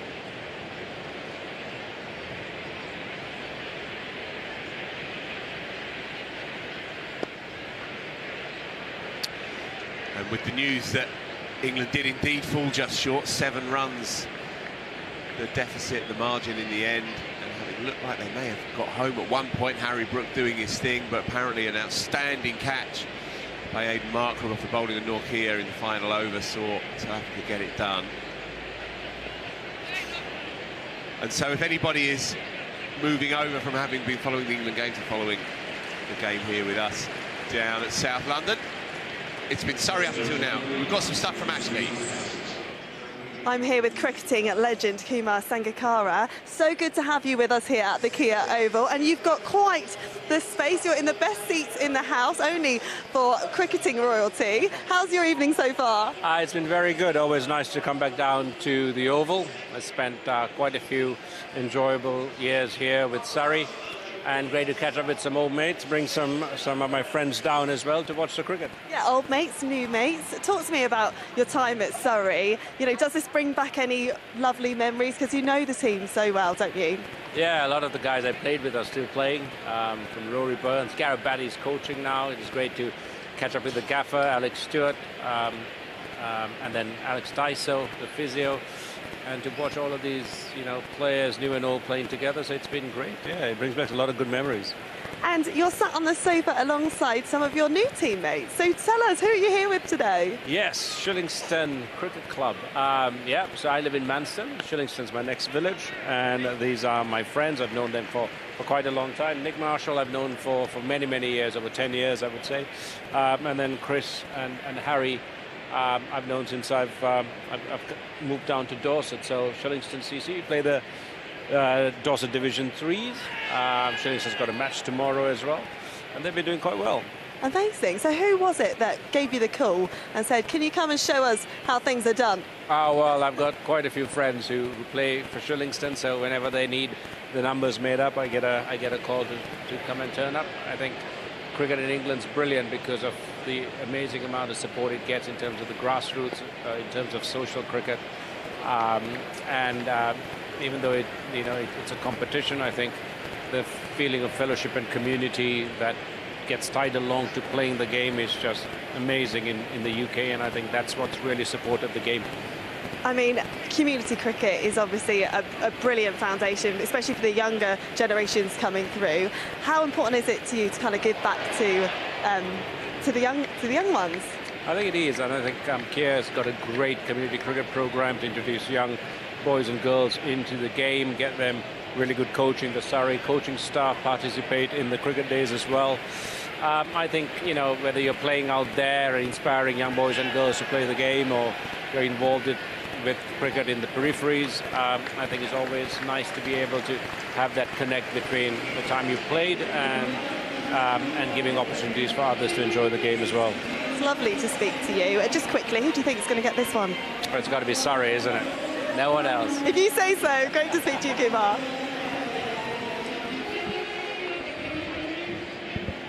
Yeah, Kumar, King Kumar, looking good, sounding good. Great stuff. Thank you to Ashley. Can you imagine rocking up on a Saturday and Kumar Sangakkara is batting 5? I spoke to him earlier in the week about this, and I asked him, why are you batting 5? You bat 3 for Sri Lanka, mate. And he says, I'm improving at this level. That's good. He's always been a touch player, as Kumar. I like that. There's some great photos of him on the mower as well, so he's really, really getting stuck in.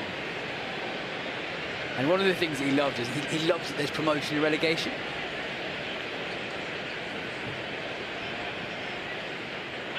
He's gone up for it, Lawrence, but I think it's just going down, actually. He does have that natural angle, doesn't he, Lawrence? Bowls past the perpendicular, and so it drifts in and then into the right-hander and off and just down the leg side.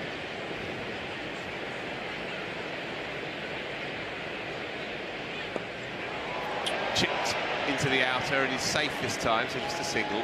There's that delivery again that got Marnus Labuschagne slower above the eye line, hidden well outside the right-handers off stump. Very, very hard to inject energy onto that ball. And yeah, Glamorgan have tried to reverse sweep the Surrey spinners on several occasions in the last couple of overs, but yet to pay off. Gone this time, and he's going to get away with it. Yep, falls between a couple of fieldsmen, and he will pick up a couple. Yeah. So fair play to young Ben Kellaway. He's giving it a go here, and I guess he has to, right? We're halfway through the innings here almost, and Glamorgan, as it stands, going nowhere fast. 48 for 4. Yeah, there's consolidation and there's going nowhere. Glamorgan at the moment, before that shot, 6 runs in the previous 2.5 overs. Going nowhere, really.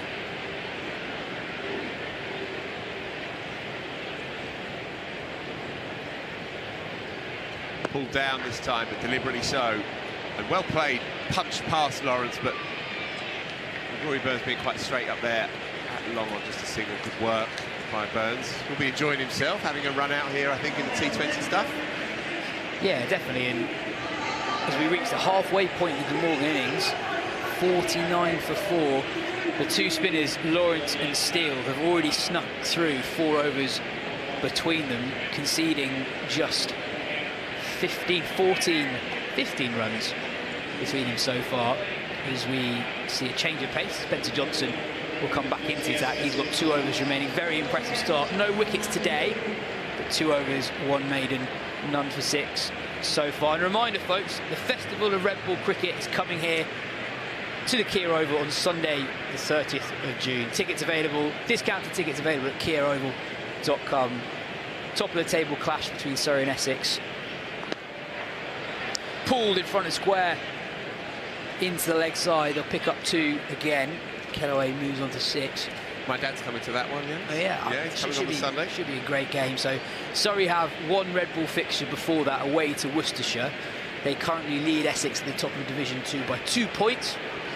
So, yeah, should be an epic clash between the 2 standout first-class sides in the country.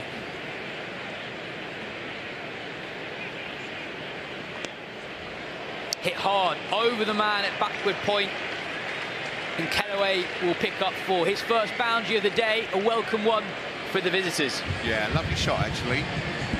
He's anticipated that it's going to be full.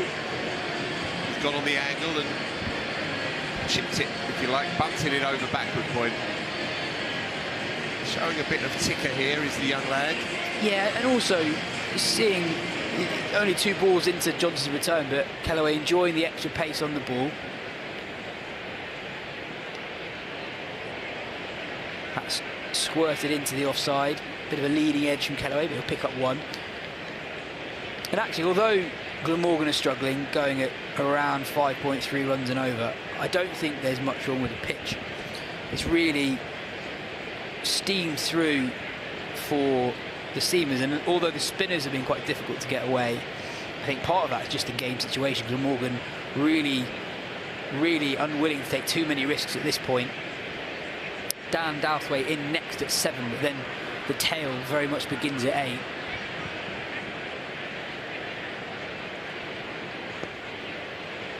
Run hard here. Misfield at short cover. It would be interesting if he picked the ball up cleanly. Johnson clocking 85 miles per hour on that occasion. SurreyBroadcast@gmail.com. Get your emails into us, and also anybody watching on their phone or iPad out in the West Indies. Anyone jump straight from that tight one between South Africa and England and now tuning into this one here. If you are, let us know. Short and pulled into the leg side, straight to the man at deep mid-wicket. Spencer Johnson has his first wicket of the day. Kellaway goes for 11. Glamorgan lose their 5th. They're in real trouble now. 57 for 5. Yeah, he's just in no position to play the shot against the angle of the left armour, and Ben Kellaway will hopefully have a long and fruitful career, but you can't imagine he's faced too many quicks of the calibre of Spencer Johnson up until now, and he just wasn't up to it, unfortunately. 5 down now, Glamorgan, and each of the dismissals, really, players can look at themselves and wonder if they may have gone about it in a slightly different way. Yeah, picking up what Johnson did there. It was a really well-directed bouncer. Really good length, awkward length, neck high, and really straight. Very hard to do much with it. Got to time it to perfection, especially if you're looking to hit it in front of square, as Kellaway was on that occasion. Deserved wicket for Johnson. He bowled superbly first up. Slipping in a maiden off the 3rd over of the innings. Douthwaite, who came through the youth system here at Surrey. Good cricketer. A very, very handy all-rounder. But as we said at the start, you don't really want him in halfway through an innings. You want him in for the final quarter. Back of a length again from Johnson. Douthwaite defends. It ends the 11th over. 8 runs from it, but the wicket of Ben Kellaway. Glamorgan 57 for 5. Quick run through the grounds. See how many we can get through here. Worcester Rapids going well against Birmingham Bears. They put up 155 for 7 and then reduced Birmingham Bears to 7 for 3 inside the first 2 overs. Durham 85 for 2 inside 11.5 against Yorkshire. Northants Steelbacks 99 for 1 against Leicester Foxes. In fact, just 2 down now. Just lost their second, Northants Steelbacks. Notts Outlaws 89 for 2 against Derby Shell. Lawrence to continue. I love watching Dan Lawrence bowl. Not just the quirkiness of the action, but just what he actually does with the ball once it comes out of the hand.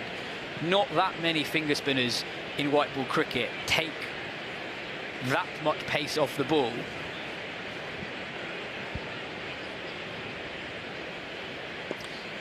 Nudge into the leg side. Yeah. I think about 2. There's something about Lawrence.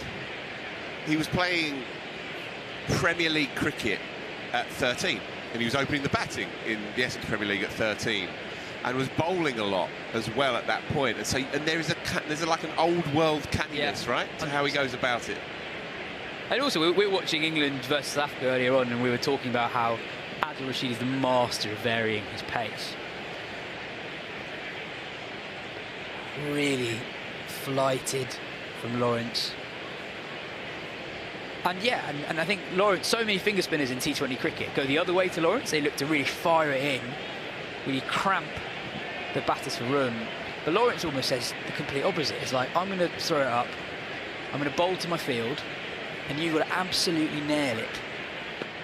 And we saw Kellaway and Cook a couple of overs ago really try to reverse sweep Lawrence. It's a harder shot to play when it's slower. Less pace on the ball, but also the bounce that Lawrence gets. He's a very hard man to actually sweep and reverse sweep.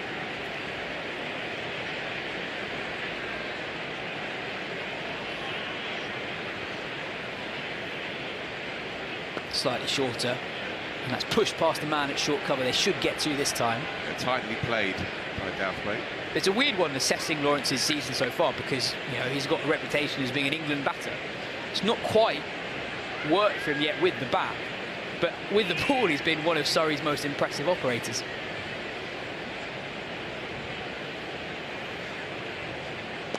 Well, talk to people around the England setup, and they were very big on Lawrence working on his bowling, both with red and white balls. They recognised that perhaps in time there could be a slot or two opening up in the test side as well as the limited overs sides. And Lawrence, they do like him, they like his gumption, they like his style, they like his competitive instincts. Not quite done enough yet with his test career up until now to nail down that position as, if you like, the next in line, the next cab off the rank, but they certainly like the way he goes about his cricket. Change of bowling at the pavilion end. Gus Atkinson, who was so dangerous with the new ball, he comes on to replace his opening bowling partner, Spencer Johnson. The one I'd really compare Lawrence to, and I think spiritually they are very similar, is Moeen Ali. Right. Very, very similar. Moeen Ali, I think, was roughly Lawrence's age now when he first got to go in the test side as a 6, who was also the side's main off-spinner. And famously, one of the pieces of advice that Moeen got early on in his test career for his bowling was from umpire Kumar Sangakkara, who encouraged Moeen to bowl a bit quicker. And I think the test for Lawrence, if he's going to make it in international cricket as a genuine all-rounder, and I think he's got the talent for it, is can he survive in test cricket bowling slightly quicker? And he's bowled a lot of overs for Surrey this season, and he's done well in the county championship, but I think that will be the test, that will be the level that I think he's yet to really show with the ball. Can he survive against the very, very best batters?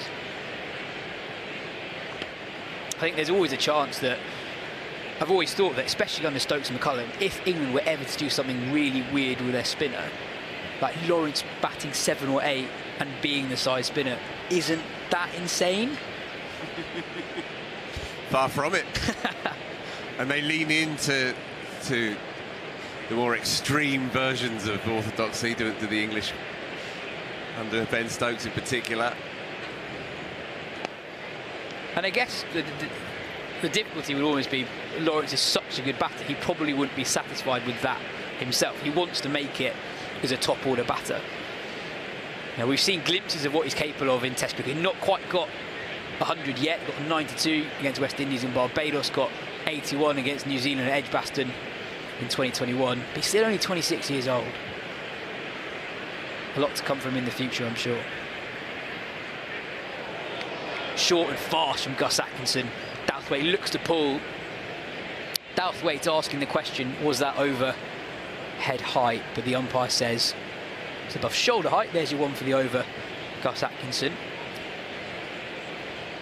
Quietly impressive return to the attack. 2 runs off the first 5 deliveries in the over. Continuing Atkinson's excellent day at the office so far. 2 for 12. Hit down the ground. He hasn't quite got hold of that one. Mid-off and mid-on are both in, so they'll pick up 2. 4 runs off that over. Glamorgan 67 for 5 after 13. Such as their start been, Phil, even getting up to a score of 110, 120 now will take some going. And a reminder, folks, there's no T20 action here for a couple of weeks. Next time Surrey play at home in the T20 Blast will be against Middlesex in the London Derby here at Kier Oval. The same time, not next Friday, but the Friday after that, July the 5th. And it will also be live on Sky Sports, so no Phil and me that day, unfortunately. We'll be here, probably having the same conversations. I'm actually at a wedding, so it's unlikely I'll be here, but I'll be following it on my phone, don't you worry.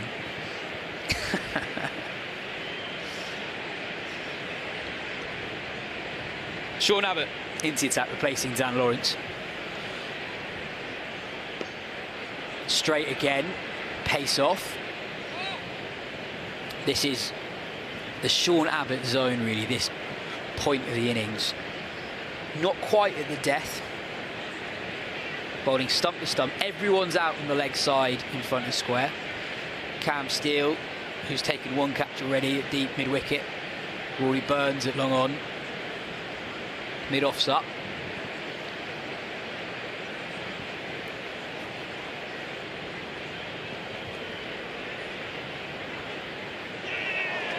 And there's another for Sean Abbott. The batter took a while to walk, but the finger's gone up. Abbott picks up his 2nd wicket. Pace on that time from the Aussie all-rounder. Well, you can certainly say that Dan Douthwaite is none too happy with the decision. It's a brute of a delivery, he has. Yeah, Abbott's properly squared Douthwaite up. Almost does him with a slower ball first up. Abbott bowls more than 50% of his deliveries at this point in the innings pace off. So almost catches Douthwaite by surprise there. Back of the length, hit the pitch hard, really flew through to Jamie Smith behind the stumps. Look at those figures, 2 for 3 after 1.2 overs. The day after he took 5 for 18, so 7 for 21 off his last 5.2 overs to Sean Abbott in the Vitality Blast. And remember, this is his last Blast game of this Surrey stint for the Australian all-rounder. Gorvin, the new man, and number 8. We've seen every home game this year. This has been the most impressive collective bowling performance. They have been utterly relentless. I can't think, perhaps that lowish full toss that Labuschagne managed to carve through the offside, but apart from that, really, I can't think of any give-me balls, any hit-me balls that Surrey have provided. The spinners have been ramrod straight and the quicks have been lethal. Beats Gorvin's outside edge. No, they've been outstanding, and I think the makeup of the Glamorgan batting lineup has contributed to it being a slightly easier day at the office for Surrey after they got those early wickets. Glamorgan don't bat particularly deep. Gorvin in at number 8. He's got a first-class 47, but so far in his professional career, he's not really shown that he's in the bowling all-rounder bracket.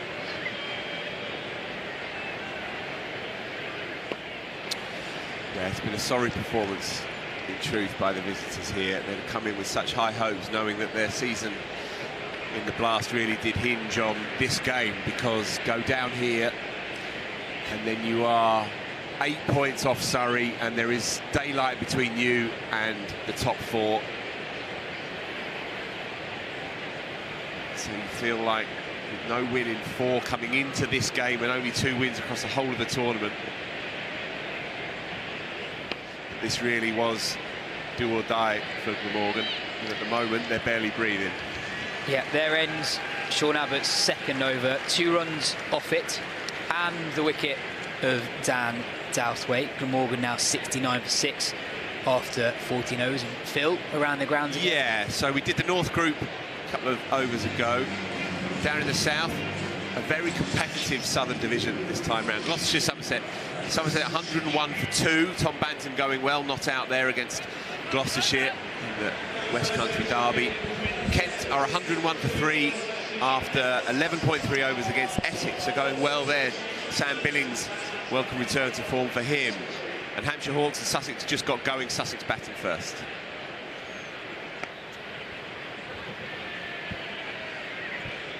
We were talking a couple of overs ago about how even a total of 110, 120 might be quite difficult for Glamorgan to get to from where they were. And it's because when you get to this stage of an innings and you're worried about what's to come and how little you've got left, the risk calculation just changes. And as a bowling team, you can be quite simple with what you're doing. So since that 6th wicket, I think Surrey, Abbott and now Clark have just gone back of a length every time. Pace off this time, and it's clubbed down the ground by Cook. It'll just be a single. Yeah, it must be a joy to captain this team. I thought this a few times this summer. Ollie Pope just has a lovely job out there, and it's not all plain sailing. Sometimes a player comes at you. We saw it in the Hampshire game, for example, and the Sussex game as well, when Allsop came at them hard. Nonetheless, when you're on, this team works like a beautiful machine. Well-oiled, immaculate, never breaks down. And you can set your field and let them go. Dug into the pitch by Jordan Clark. Gorvin looks to take it on. It's another dot ball. Yeah, I've been really impressed by Ollie Pope's captaincy this season. He's very proactive. We know that he's a deep thinker about the game, obsesses over it really. But he's been very decisive in the field, and although not every moment has gone Surrey's way, we're at the halfway stage of the tournament. They're top of the table. They look well placed for another win tonight.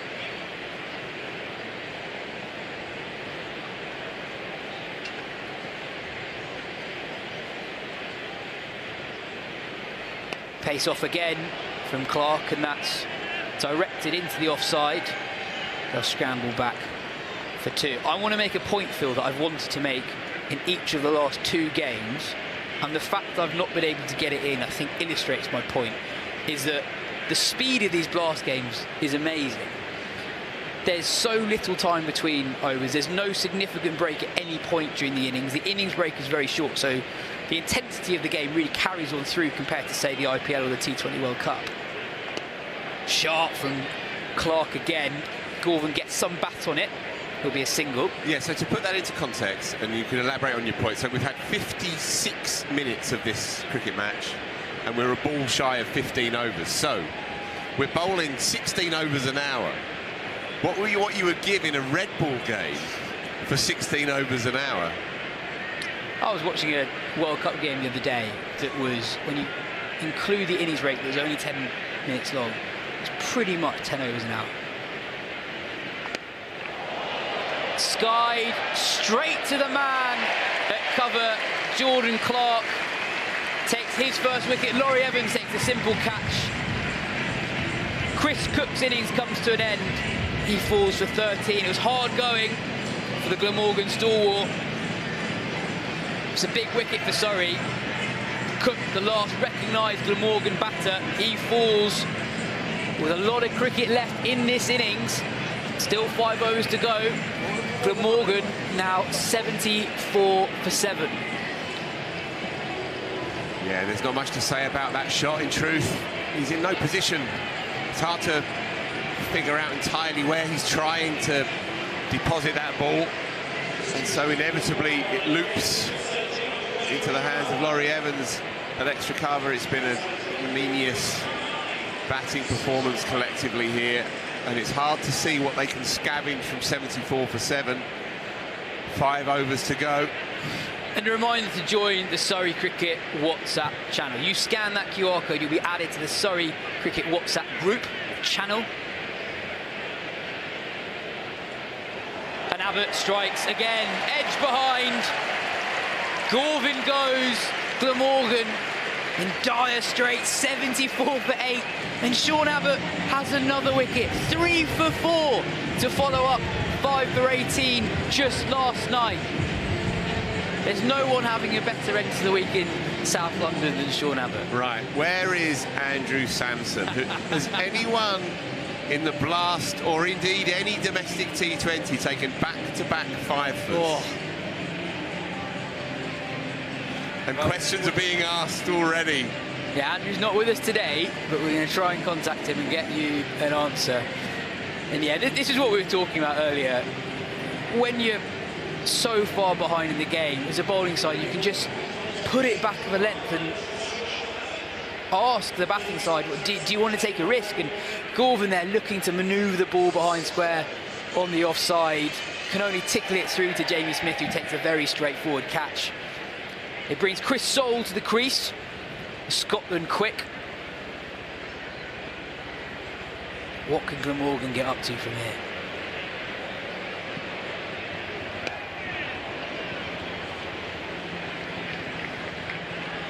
Yeah, 8 down. Chris Soule, what they would give now for a streaky 25 from the debutant. I think you're so far behind in the game at 74 for 8. It is worth taking a risk here. Try and get up to 110, 120. It's difficult to even get up to 3 figures at this point.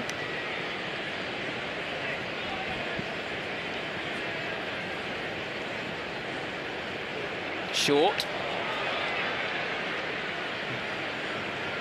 And the umpire has signalled a no ball. You know, commentator cliche, something to bowl at, something to defend. I'm not sure what that actually is. I think the pitch is played really well here. This is no minefield. It's a quick pitch, yeah, in the best sense, and it rewards basically the best cricketers. That's what the Oval does here over the years, over decades. You get out of it what you put in. Got to run hard here. Is that the game plan? Maybe if you bat out the 5 overs, hope you go at 4s or 5s and you get to about 100 with an over to go, and then you go from there. I don't know, it's such a difficult position to navigate.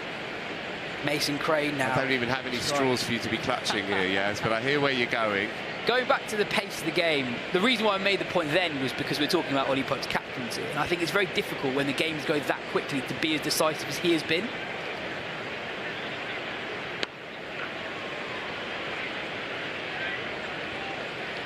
Like, it feels every time a Surrey bowler is at the top of their mark at the start of an over, at the start of the spell, the bowler is very clear in what he's trying to do.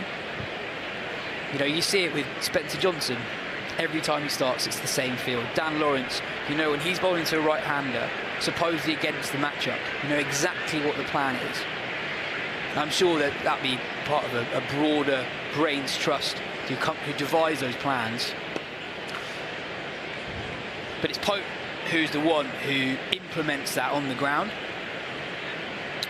Yeah, and he's deeply ambitious as well to expand his knowledge base as a cricketer and to take himself out of the various comfort zones of being a red ball cricketer and even a test cricketer. He wants to become so much more than that, and he's really got his teeth into this job, you feel.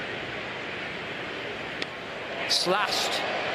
Oh, just short and over the man at deep third. Gus Atkinson sprinting in from the boundary. You could tell he was briefly considering going for the catch, diving forward, pulls out at the last minute, and then the ball bounces over his head and runs away for a welcome Glamorgan boundary.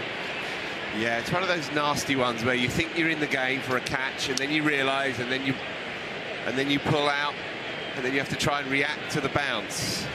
And yeah, just a reminder, you can join the Surrey Cricket WhatsApp channel by scanning that QR code. Join the channel for the latest Surrey news, ticket news, team news, all the excellent media that the media team here create, such as the second glances that we saw earlier today. Highly recommend it, folks. Scan the QR code on your screen and join the channel. Spencer Johnson back into the attack for his last over for Surrey in 2024. Sol looks to give himself room, and I don't mind that from Sol. You never know, a quick, streaky 24, 25 at this stage of the innings. Oh, you have to go for it. You have to throw your bat now, because it's desperate times. And 95 for 9 doesn't get you anything. You may as well be all out for 81. You have to try and find a way to scavenge 35, 40 runs from here. Club to the man amid on in this field. And also where Glamorgan are at the moment, lower down in the table, you're not thinking about net run rate, you just need wins. Give yourself every possible chance to improve on that win tally. And it's been a couple of weeks now since Glamorgan tasted victory. And I agree with you, Phil. 82 all out versus 95 for 9, there's not really a difference. So I almost think, have a go, take a risk, try and get up to, you never know what could happen if you get to 110, 120. Somerset were bowled out for 103, I think, earlier in the season here. Yeah, it's a horrible place to be, though. We've all played in cricket teams where on the day you know you're being outclassed, and every time you try and change the narrative and shift the tempo, then you lose another, and you just sink ever further into the abyss. And it's felt like that right from the start, really. Spencer Johnson began things from that far end with a very tight opening over, and Kieran Carlson 3 fresh air shots. Then he gets out first man in the following over against Atkinson. Suddenly you're 7 for 2. Just beats the outside edge. For a second I thought Crane might have got some bat on that. And you felt like if there was going to be anything that they could find from this innings, then it was down to Marnus Labuschagne, and that dismissal, well, it was unbecoming of a player of his class. As you said, the chances of him clearing that man or keeping the ball down when Lawrence is bowling it outside his eye line and you have 3 men on the boundary, a long boundary out that way on the onside, it's bad cricket.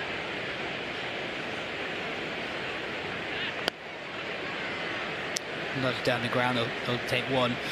Yeah, it's a Labuschagne wicket. That was the key. And the Abbott wicket. On both occasions, the important set, Glamorgan batter took a risk off the first delivery they faced off a new bowler. And, you know, that Lawrence, that shot off Lawrence from Labuschagne, it wasn't totally on necessarily, but I understand why a batter of Labuschagne's class looked to take it on. It was the fact that he did it off the first ball that Lawrence bowled. Wild hoik from Sol. That ends the over. Glamorgan 83 for 8 after 17.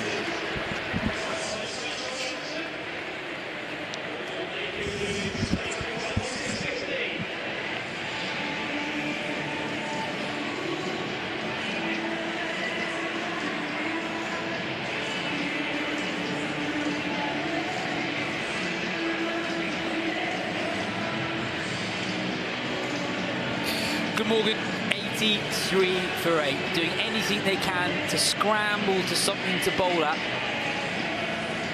But it's not going to be easy, folks.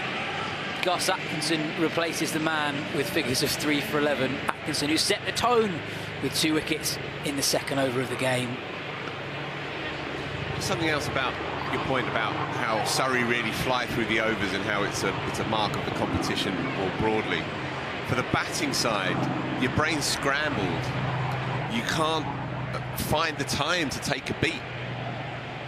And there's been an element of that out there today.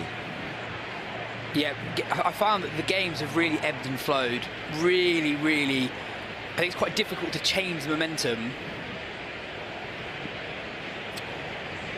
Once you're behind, it's very easy for the side that's on top to really take advantage of that previous mini advantage. Yep, and it's no coincidence as well, because Gareth Batty calls the shots here, and he was as quick as you got, and he would see the value as a slow bowler of getting it done, turning, getting it done again, and then the batsman's brains are scrambled, there's no clarity of thought, and then you're liable to make a mistake. It's all part of a piece. Short again from Atkinson, called wide this time, so look to flick it around the corner towards probably the shortest boundary that we have here today. It's a deep fine leg in front of the Bedser stand. I've been impressed by Atkinson today. He's bowled quick, he's been sharp, up and down campaign so far, but one of the more impressive showings of the summer so far for Atkinson. Sol looks to give himself room. And you can hear, you can hear the noise hitting the gloves. You can hear it through the mic, but you can also hear it out there on the pitch. It's hitting Jamie Smith's gloves in front of his face with the fingers pointing upwards. When you see him bowl like this, he's such a natural. He's an international class fast bowler.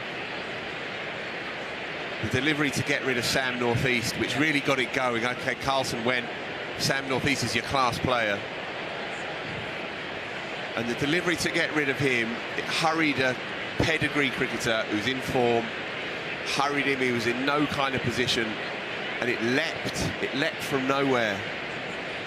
Yeah, teams at various points of the season have found Atkinson and Johnson really hard to get away when they bowled that really hard back of the length sort of area, especially on true pitches. The ball really flies through. Another example of that there, just short of the length from Atkinson, really awkward for the batter. Sol gets an outside edge on it, runs away to deep third, he picks up a single.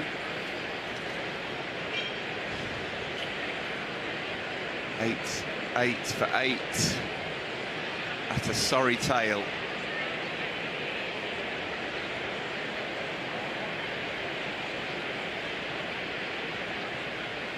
Short again, and Crane feathers that one behind to Jamie Smith. Atkinson picks up his third wicket. Another sharp delivery, really good pace, really good carry. Jamie Smith takes another catch, his third of the evening. It's Glamorgan's 9th wicket to fall. 88 for 9. Sorry, a bit ruthless. That is a snorter. It's not fair. Mason Crane's no rabbit, but he is at number 10. And that's nicking off many, many good players. Again, it's flown off that nasty length. That kind of West Indian vintage length, really. And we were talking earlier about how batters find Atkinson's short balls quite difficult to pick up there. And there's another good example of it. But there's no discernible change in the action. This is what marks him, and as you say, the comparison with Jofra, I think, is a fair one, because there's no clue, there's no tell in the action. And he runs through the crease without any great pause, and so you don't get that split second as a batter to set yourself. He ambles up with a slight kink in the action. Halfway through his run-up, he just shifts himself, a little feint to one side, and then bombs it down there at 85. Clark in again, and that's carved over backward point. Sol will pick up 2. And yeah, and another very low-key celebration from Gus Atkinson. When it's a caught behind, where it's a very thin edge, it can be quite hard to work out in the commentary box if it's a wicket, because Atkinson doesn't really go up, he doesn't really celebrate. It's only when the umpire raises his finger or the batter walks off that you realise, oh, a wicket has fallen. Crane did not hang around. Short, and Sol does get hold of this one, but times it straight to the man at deep mid-wicket. It brings Glamorgan's number 11, Jamie McElroy, will strike the left-arm seamer, who I'm sure we'll see open the bowling for the visitors.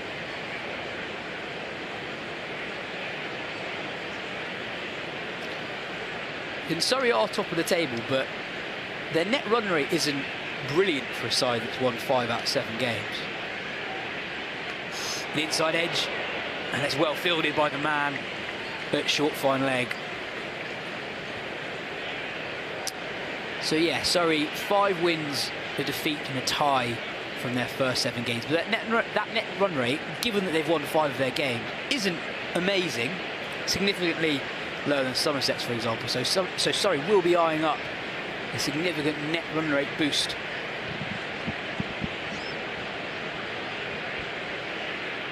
Another player miss. And it's not just about qualification for the quarterfinals, it's securing that home quarterfinals. Quarterfinal week in the Blast is one of my favourite weeks on the cricketing calendar. Packed houses, really invested crowds, knockout cricket. And the crowd, the atmosphere can make quite a big difference on occasions like that. So really important to qualify in the top 2 if you can. Slow delivery from Clark. We've got a response from Andrew Sampson. So we were asking earlier, has anyone taken 2 fifers in 2 days in the Blast before, or in 2 consecutive games? Samo says back-to-back fifers have never been done in the Blast, but Atkinson... Well, he's done Abbott, hasn't he? Because he took the wicket in the previous over. So even though Abbott will probably see us out here for the final over, assuming that they survive this one. Attempted ramp. Yeah, the best he can do is a 4-fer. So all of that effort from Samo is probably having a lovely glass of something somewhere on a Friday evening. But when Surtees calls you, when Big John's sending you a message, you have no choice. And so he consulted the books. Yeah. And there you go. Never happened before, folks. Back-to-back fifers in the Blast. And Sean Abbott will see us off the final over of the innings. And on the knockout stages of the Blast, as so often happens in the Vitality Blast, there's a very long gap between the end of the group stage and the knockout. So quarterfinals this year take place in the first week of September. So September 3rd, 4th, 5th, 6th, a week before finals day. So a long time to wait between the end of the group stage and the knockouts. Abbott. And that has flown away for 6. Sol swung hard, didn't go where he intended it to go. But such was the pace on the ball that has flown over the rope for 6, and it brings Glamorgan on to 99 for 9. Yeah, he shows some ticker here, 14 from 16, David Sol. That's his dad, Chris Sol. Sorry, Chris Sol. Short again and pace off the ball. Smart from Abbott. You could tell that, although he wasn't quite middling it, Chris Sol, he was using the additional pace of the Surrey seamers to his advantage. So maybe pace off is the way to go for Abbott. Bowling his last over of his T20 stint with Surrey. He'll be available in white next week.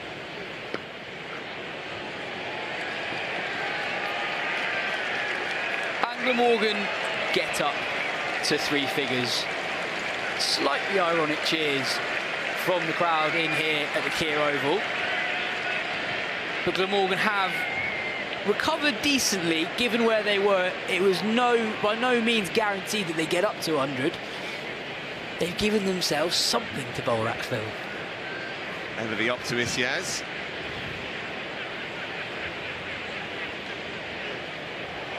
That may well be the shot of the day so far from the Glamorgan number 11, Jamie McElroy.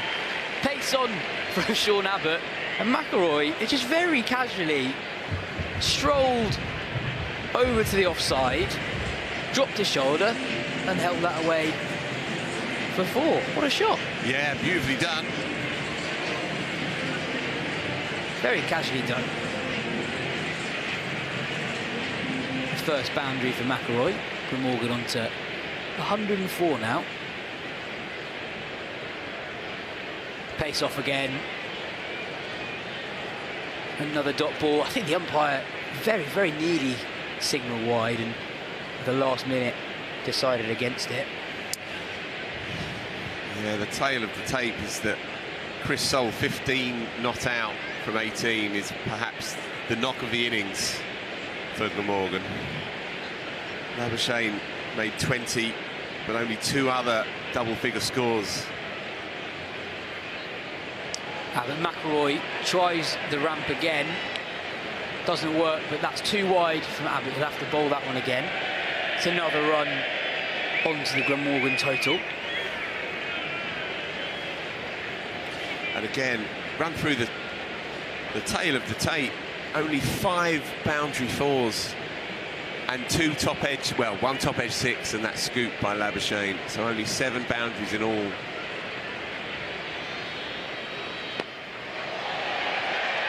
Just over Ollie Pope's head and mid-off, who retrieves the ball just before it reaches the rope.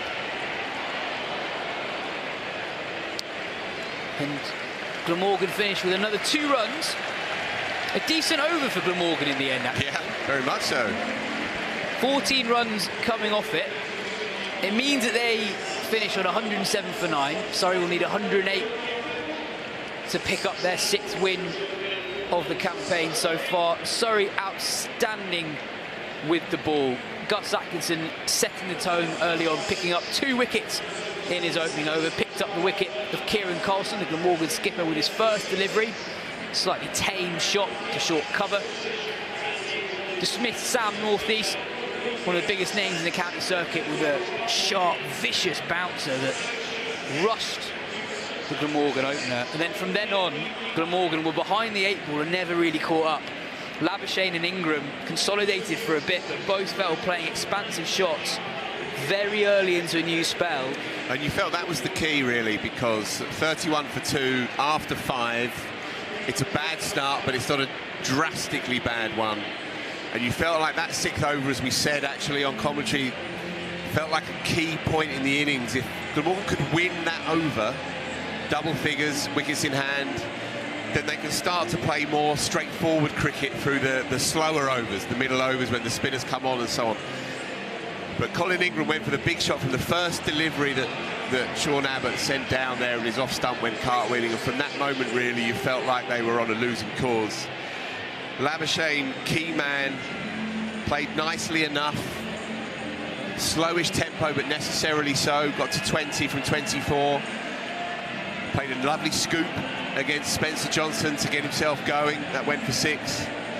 And then I think it was the first delivery of Dan Lawrence's spell, first delivery just as we'd had with Ingram the over before, first delivery of Lawrence's spell, and he rather just feeds it straight to deep mid-wicket from a sweep shot that for my money wasn't really on from the line that Lawrence bowled it from. And so 4 down and your big 4 gone.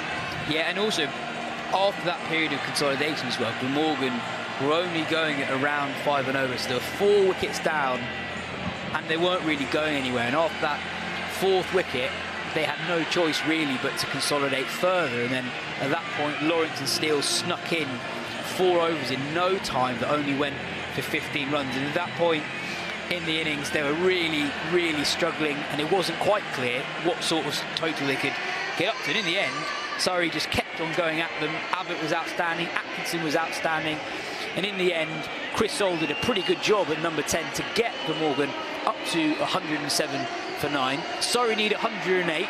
We'll be back in a few minutes for the second innings, but before then, here are the highlights from the first innings. Driven, easy as you like. A soft and late dismissal, and Kieran Carlson, who never got going, has to go.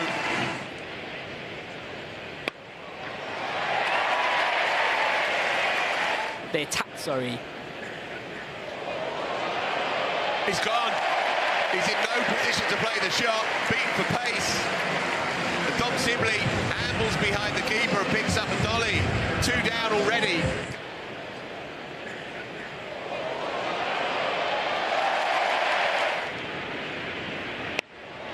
Cutaway made room, and it was a juicy full toss. It was on the stumps, but Labuschagne gave himself just enough room to free the arm.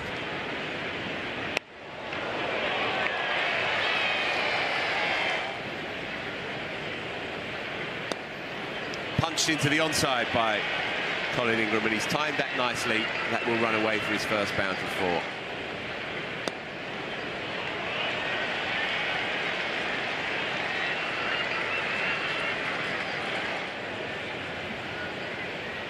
Makes room this time, scoops, and gets enough of it. In fact, gets all that he needs. That's gone all the way.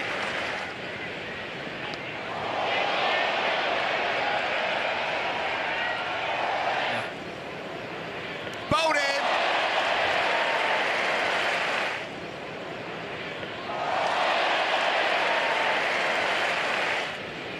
effective with the ball.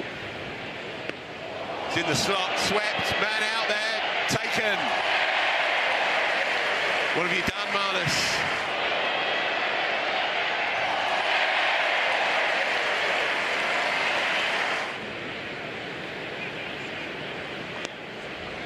Hit hard over the man at backward point.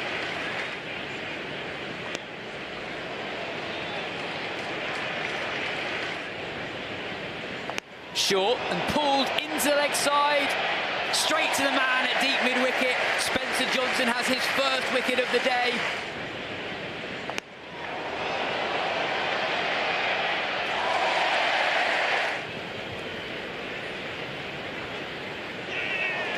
And there's another for Sean Abbott.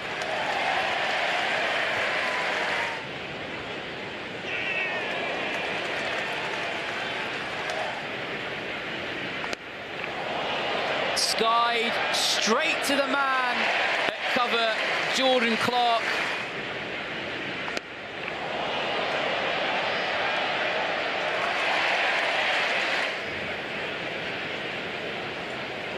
And Abbott strikes again, edge behind.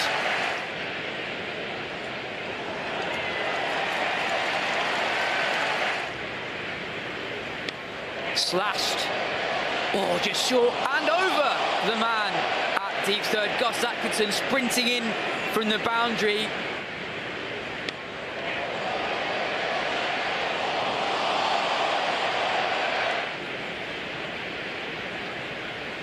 Short again. And Crane feathers that one behind to Jamie Smith. Atkinson picks up his third wicket. Abbott. And that has flown away for 6. That may well be the shot of the day so far from the Glamorgan number 11, Jamie McElroy.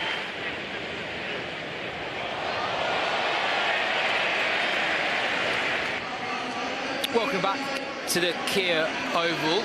We're halfway through this contest. Surrey managed to restrict Glamorgan to just 107 from their first innings. 107 for 9, and really it could have been a lot worse from a Glamorgan point of view. Bailed out in the end by an enterprising cameo from Chris Soule, the new signing only announced today, who scored 15 at number 10, and Jamie McElroy, the number 11, 7 off 4. So you could say, yes, dare I, that they had soul, but not too many soldiers. Not today, not today. Excellent work. Excellent work. Apologies. But we have a look at the Surrey fixtures. They were all brilliant today. Spencer Johnson in his final outing for Surrey in 2024. 4 overs, 1 maiden, 1 for 16. Atkinson set the tone up front for those 2 early wickets, 3 for 19. Abbott outstanding as ever, following up his fifer from last night with 3 for 25 on this occasion. And then the 2 spinners sneaking through, 5 overs between them, conceding just 21 runs. And Dan Lawrence with the wicket, the all-important wicket of Marnus Labuschagne, who, as you can see there, top scored for Glamorgan, 20 off 24 balls, falling at almost the worst possible time for the visitors. They had just consolidated, they'd done well to get a footing back into the contest, but Labuschagne, off his first delivery facing Dan Lawrence, went for a huge heave over the leg side, and Lawrence hit the ball outside of stump. It was a big hit, it's a long boundary. Lawrence taking pace off the ball, was a risky shot, and one that ended in Labuschagne's downfall. As you see there, look at the Manhattan. It was actually the final over the innings. It was the joint highest of the innings, one of only 2 overs in the entirety of the Glamorgan innings that was worth more than 10 runs, Phil. Yeah, but also you look at the regularity with which wickets fell, so it's impossible to get any rhythm up, really. And without that little flail towards the end, then it would have been a double-figure score. Yeah, it's been hard to watch, in truth, and hard to experience, no doubt. And then I've had a few fans travel as well, out from the west down here into London, and it's been a tough watch, in truth. What we've seen from most travelling sides here in South London this summer in particular is that teams raise their game. Well, it's not happened up until now. Well, we are halfway through the game. You never know, there could be some miraculous turnaround still available for the visitors, but you feel like their campaign rather hit the skids in the last hour to an hour and a half, and they needed everything to go their way if they were going to keep on the coattails of the top four. And as it is, pretty much everything that they tried rebounded back in their face. Surrey smothered them up top as soon as they picked up the best performance. It's the best performance, the most complete bowling performance that I've seen from them this year. There was not one dud over, let alone one dud bowler, and everyone who came in was perfectly judged by Ollie Pope, and they came in immediately, hit the ground running. The tempo was set, the standards were set up front with those first 12 deliveries. 2 wickets came from them. And then third over again, Spencer Johnson, a maiden third over, and suddenly you have a 7th of your innings gone, and you're looking at it thinking, well, where do we go from here? Yeah. And it can happen very quickly in this form of the game. You can get behind, you can start sinking, and you find that there's no way out of the quicksand, and that's how it felt watching that innings, that whatever they tried, it just rebounded back at them. And it's a tough watch because, you know, they're a good young side and they're trying to find some identity out there, and they haven't really performed as they would have hoped for. Their big players have flickered a little in and out of games, really. But they have some quality cricketers out there in Labuschagne and in North East and in Kieran Carlson, Chris Cook. These are good cricketers, you know, these are pedigree cricketers. And looking forward to the second innings of the game here. Obviously, Surrey overwhelming favourites to make it 6 wins from 8. But if you look at that Glamorgan bowling attack, a couple of names stand out. Jamie McElroy, their leading wicket taker in 2023. Left arm seamer who'll swing it early doors. Mason Crane, once of England, of course, and Chris Soule, the Scotland international, who bowls rockets. McElroy to start to Dan Lawrence. Right on the money for McElroy. You can't underestimate how tough it would have been to pick yourself up after what happened last night as well, when you have a game that's in your hands. Your opponents need 7 from 2, and you contrive to lose it with a dropped catch in there as well from the penultimate delivery from poor Sam North East. It's been so hard to get going again. Tucked into the leg side, Lawrence gets himself off the mark. Yeah, and there's so much talk about the schedule in the Vitality Blast and how relentless it can be, especially towards the weekend. A lot of games packed in a short space of time. And Glamorgan playing at home in Cardiff on the Thursday night and travelling, it's not a short trip, down to South London for a game 24 hours later. And as you say, emotionally knackering as well as physically knackering, losing in that fashion, having to go again against the form side in the country right now. Yeah, it's a hiding to nothing in truth. Still, you know, they have pride to play for here, and of course there's the possibility of a 1 in 20 chance. There's always a puncher's chance out there with the new ball. You never know. Yeah, it'll be interesting to see how Dom Sibley plays this, and particularly had some success away at home last weekend. Playing quite aggressively, actually, but so far 4 deliveries into the run chase. McElroy has given Surrey nothing to work with, really. Bowling very, very straight. Absolutely 0 width to play with at the moment. And a good length as well. Yeah, he's probably been their standout bowler over the last 2 years, is McElroy. The left arm seamer massively in vogue in white ball cricket. Again, right. You don't need too much pace necessarily. Touches of Ian Bradshaw from years back, who was so effective for the West Indies for a couple of years with the white ball. Just get a bit of a murmur of movement back into that right hand, and then you're always in with a chance. Any particular reason why Ian Bradshaw's on your mind at the moment, Phil? Rarely off it. I think we can talk about it. Jamie McElroy. Brilliant shot from Sibley. Moves across the offside and flicks that over short fine leg for 4. Yeah. Impressive start from Sibley, 5 for none off the first over. Yeah, swashbuckling stuff. Very easy on the eye as well. Great to see a player find another gear. And it's credit to him as well. He had conversations with management at the start of this year and said to them quite clearly, look, I know my game inside out in one format. Well, I want to find out how far I can take it in another. See there, Kumar Sangakkara looking like he's having a very pleasant evening in Kia's best seat. It's in the house with his teammates. Kumar, of course, making a return to action recently, turning out for his local side in the 5th tier of the Dorset Cricket League. Imagine rocking up and seeing Kumar Sangakkara carded to bat, not at 3, but at 5 for the opposition. Anyway, back to the action here. It'll be Dan Douthwaite to open the bowling from the Vauxhall end for Glamorgan. Slightly surprised. I thought they might hand the ball to the new signing, Chris Sole.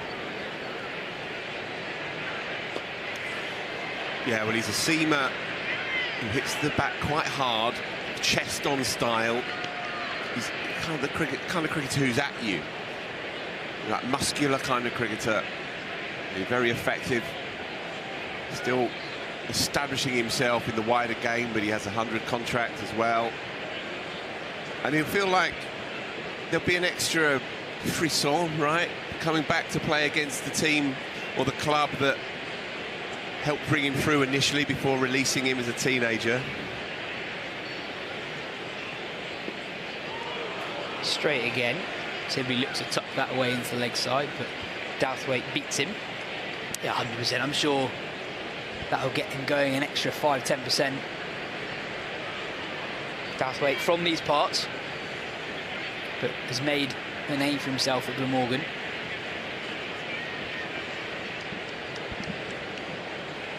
One slip in place. Mid-wicket and cover both in tight, in catching.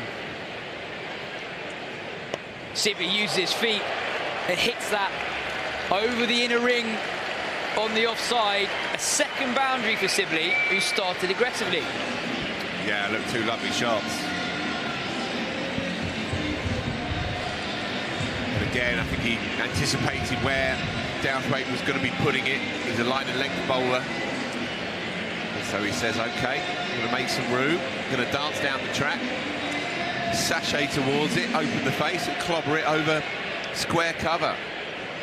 More of this, please. Pulled, just evades the fielder at short mid-wicket. Yeah, Dom Sibley, it's easy to forget, he is still only 28. When you think that he made a double 100 in first-class cricket when you're still just a school kid. I saw it here. You know, he played for England at 24, been around the game for a long time, not currently in the England setup right now. He will not be content just being a red ball player. He wants to be involved in as much as possible here at Surrey. So this is a real opportunity for him to establish himself in Surrey's T20 setup. Lawrence gives himself room, and that's mowed over the offside. He picks up his first boundary. Surrey moving along nicely now, 15 for none as we approach the end of the second over. Yeah, it's the whirring Lawrence trademark, where the hands almost come back on themselves after making connection.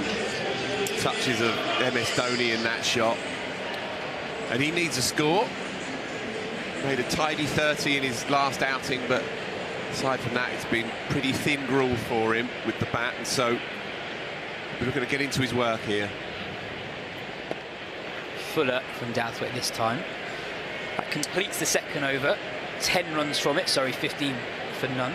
Yeah, just going back to the point about Sibley, again, when you look at this lineup and you have Laurie Evans, who is coming up to his mid-30s, and you have Jason Roy as well.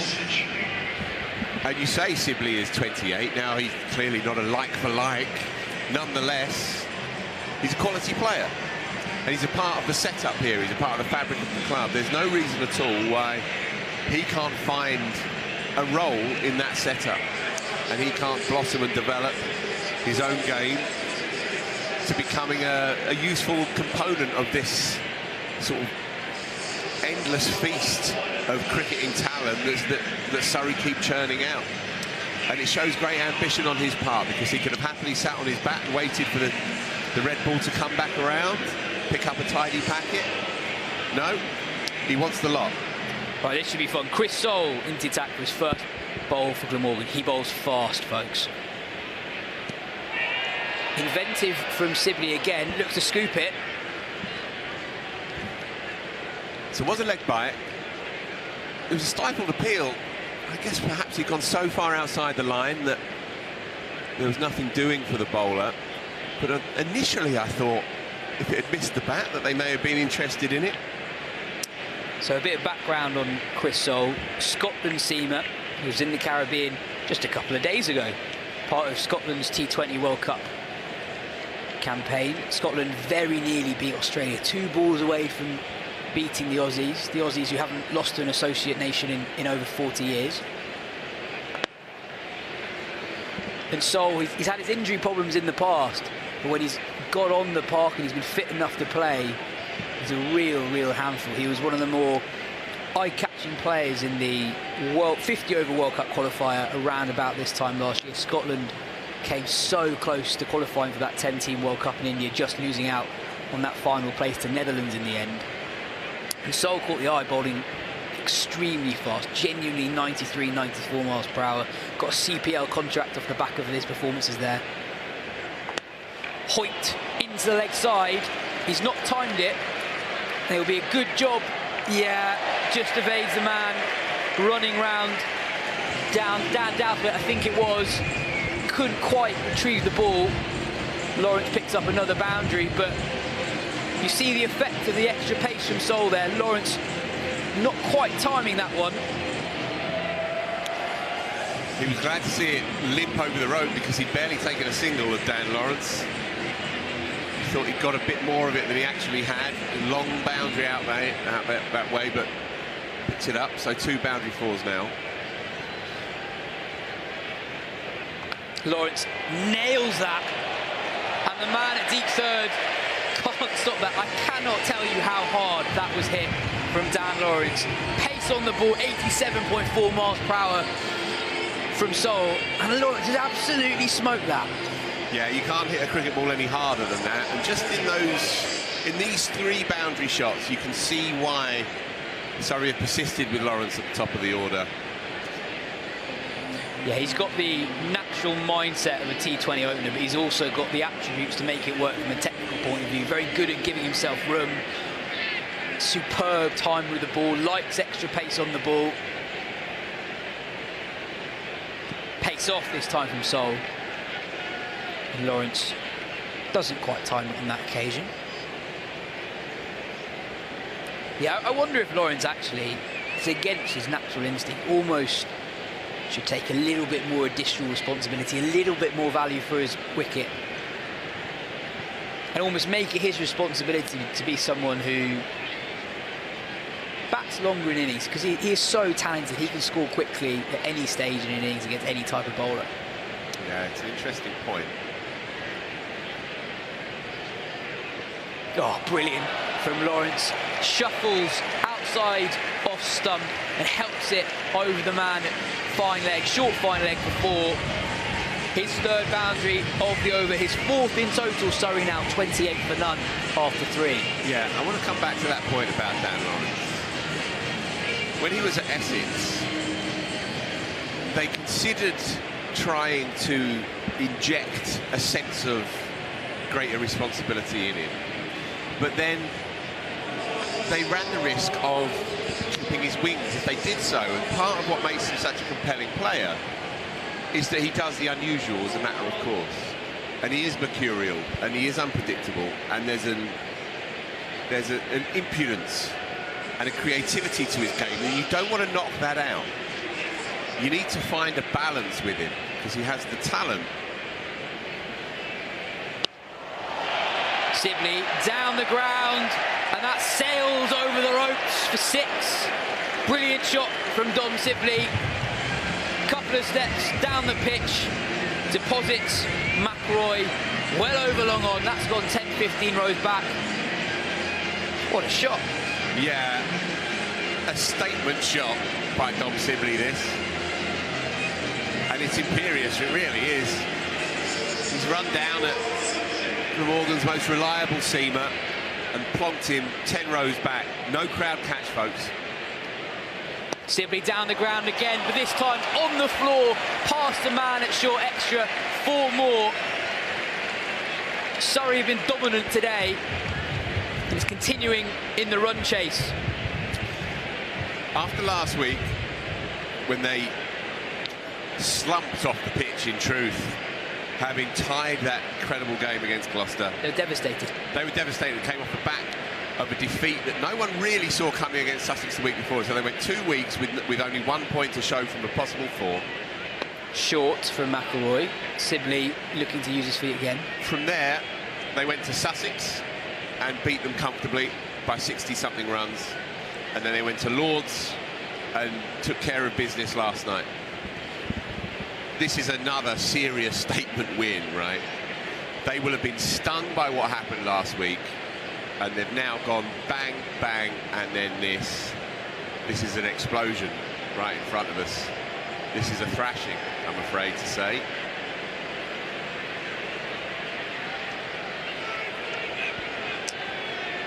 Yeah, just to go back to Lawrence anyway. Yeah.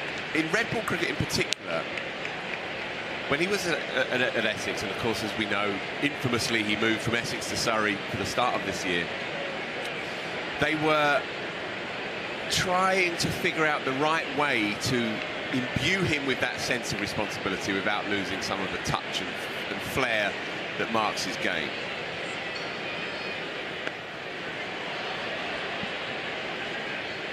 They got somewhere with red ball cricket last year, and I think we've seen this as well in this Surrey red ball side, in that he bats 6.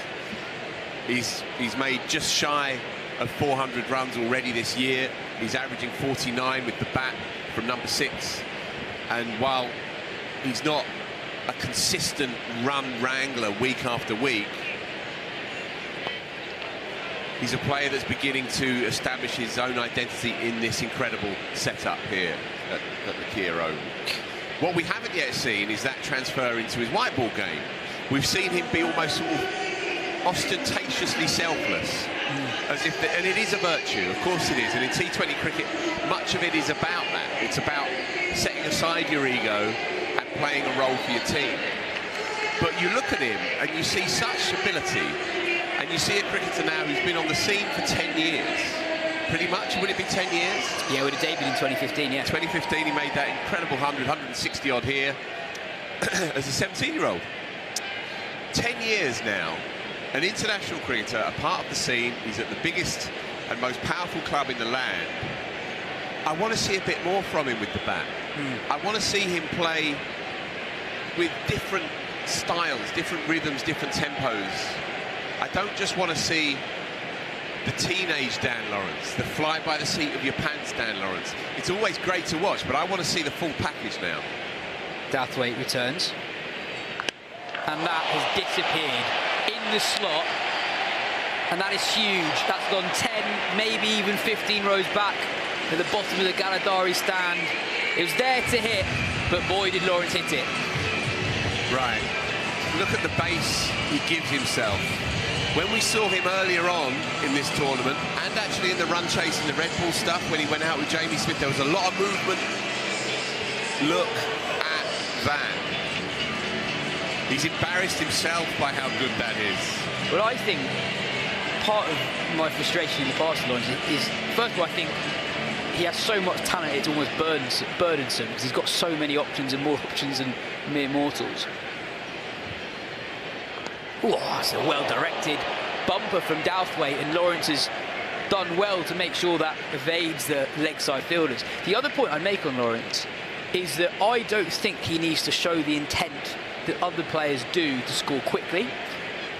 Because he scores quickly so naturally, I don't think he needs to take as many risks. You see there, that shot that he's nailed over cow corner there, that's not actually a risky shot. He's played the ball perfectly. It's technically totally correct. His hands are so good, his eyes so good. Yeah, I totally agree with you.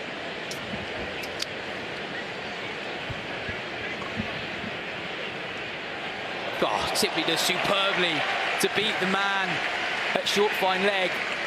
It's been a trait of his innings so far. Really proactive with his foot movement. To McIlroy, he was coming down the ground pretty much every ball. From the pavilion end, he's looked to shuffle across to the offside and looked to help the ball either side of or above the man at short fine leg. That boundary brings up the Surrey 50. They've got there in quick time. Just 4.3 overs. They're going at more than 11 runs per over. They're coming for this target quickly. Already more boundaries struck by these two than the whole of the Glamorgan innings. 8 boundaries, including that 6 by Dom Sibley in the previous over. And Glamorgan collectively managed 7. You feel a little bit for the crowd in that this is a taster of Surrey's incredible batting lineup.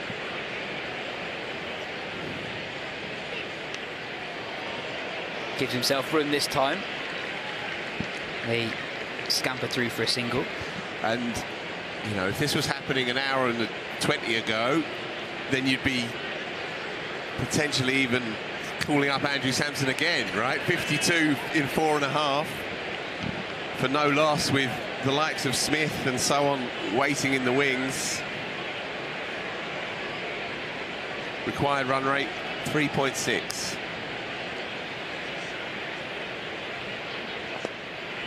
Flicked into the leg side. They run the first hard. It'll just be 1. You put it well. Lawrence is sometimes burdened by his talent, I think you said, or along those lines. And what I think you're meaning by that is that he sometimes, because his brain works so fast and he's so instinctively creative with the bat, that it's a case of having to try and process all of that, all of those urgings in the split second you've got when the ball is coming down. Another short ball beats Sibley. That completes the 5th over. Surrey 53. But yeah, if you compare this pair, Lawrence and Sibley, 2 very talented players, roughly the same age, both have played between 10 and 25 Test matches for England. Sibley is planning what he's doing. He's got a game plan that he's sticking to. Whereas Lawrence, he's so talented, he doesn't really have... Obviously he has a plan. He'll think about how he goes about a game of cricket. But we saw it with the ball. He's very clever with the ball. Very good at bowling to his fields. But he's more instinctive, right? Indeed that. And so much of his challenge, as he tries to get to that top level consistently, is finding the right response for the moment. But part of the fact that he doesn't automatically deliver, it makes him so watchable. Goes towards the leg side boundary, but he's caught. Chris Soule strikes. It's his first wicket for Glamorgan. We were just talking about the roller coaster that is watching Dan Lawrence bat in white ball cricket. Sublime 1 second, gives it away the next. Yeah, and it's bang on cue. Now, a less selfless cricketer would bump that into the onside, perhaps pick up a couple, probably a single out to deep square leg, sit on his bat at the other end, and think about how nice it would be to stroll off with a red inker, 50 from 35, 50 from 40, and everyone will say, "You're back in form, Dan, let's crack on." It's not how his mind works. It's never been how his mind works. I've watched a lot of Dan Lawrence over the years, and Dan Lawrence, there is such untrammeled flair in the boy, but sometimes you just wonder, just show perhaps sometimes a bit more grit, a bit more selfishness, let's be honest. This is what I'm talking about, really. But no, that's not how he does it. And that's what makes him so incredible to watch. To be fair, in this specific match scenario, Surrey are so far ahead of Sure. about net run rate. But we have seen him go like that a number of times in this tournament. Very fair. He's picked out deep square a number of times. Soul into Evans. Oh, who just helps it over the keeper for 4. Delicious from Laurie Evans, who's found some form since moving down the order to number 3. Off the mark straight away.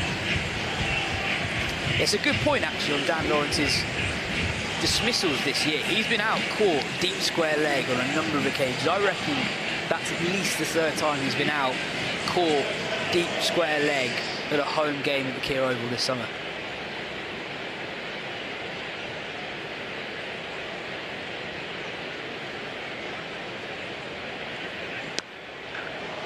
Drilled, but well stopped by the man at cover point. Excellent running, though, from the Surrey pair. They run 2. Evans into his work straight away, 6 off 2 deliveries. Yeah, you could say that. What a couple of shots for the book. Thanks very much. The first one, you must be seeing it pretty well. To uppercut a quick bowler off your first delivery as it flies past your right ear roll, and that shot off the back foot on the rise. You can't hit a ball cleaner.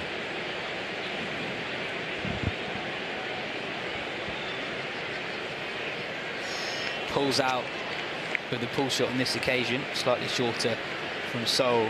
You were talking earlier about that shot Dan Lawrence hit for 6 over Cow Corner. You talked about how still he was and how stable he was at the crease. Evans is another one whose head position is immaculate, very, very still when the ball is bowled, even when he moves his feet. Very efficient in his movement, very powerful player.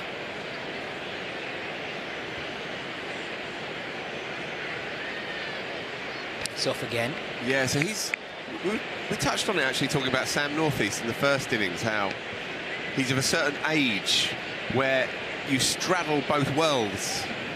You grow up coached in an orthodox way, and then you emerge as a professional cricketer into a rapidly evolving and changing landscape. And Laurie Evans is a similar age to Sam Northeast, but his career arc has been one where he anticipated what he needed to become and got there quickly. And while you can still see the old world in the way he plays, he's allowed it to really flourish. He's very, very easy on the eyes, Laurie Evans. You can see that that boy was taught in the classical manner, but he's just added an extra layer of expressiveness on top of it. It's a no ball there from Chris Soul, I think, because it's the second ball in the over that's above shoulder height. It'll be a free hit. Chris Soul not impressed with that decision, but he'll have to live with it. He's given it his all, though. He's bowled fast here. In some respects, this is a trial, isn't it? This is a shot window for him. Drafted in at the last here. He's definitely the kind of bowler that this attack needs. Got an excellent action, a tall, classical fast bowler's action, athletic, strong and pacey. That ends the power play. Sorry, 62 for 1 after 6 overs. As you see on the worm,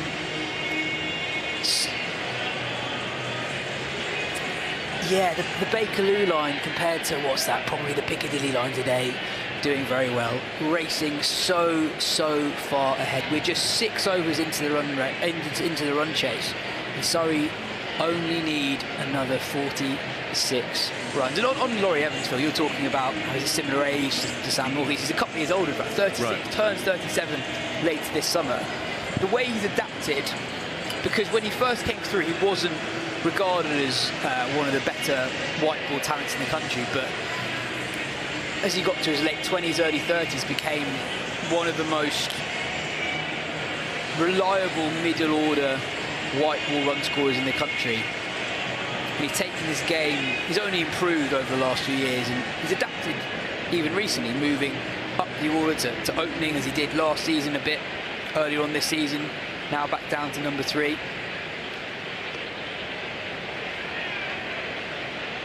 Sort of player, I think, if he was 10 or so years younger, I think he'd be someone England would be really looking at as a potential middle-order T20 player. Everyone obviously loves to bat up top, but Evans, even though he bats in the top 3 for Surrey, has shown that he's a very, very capable number 4 or 5.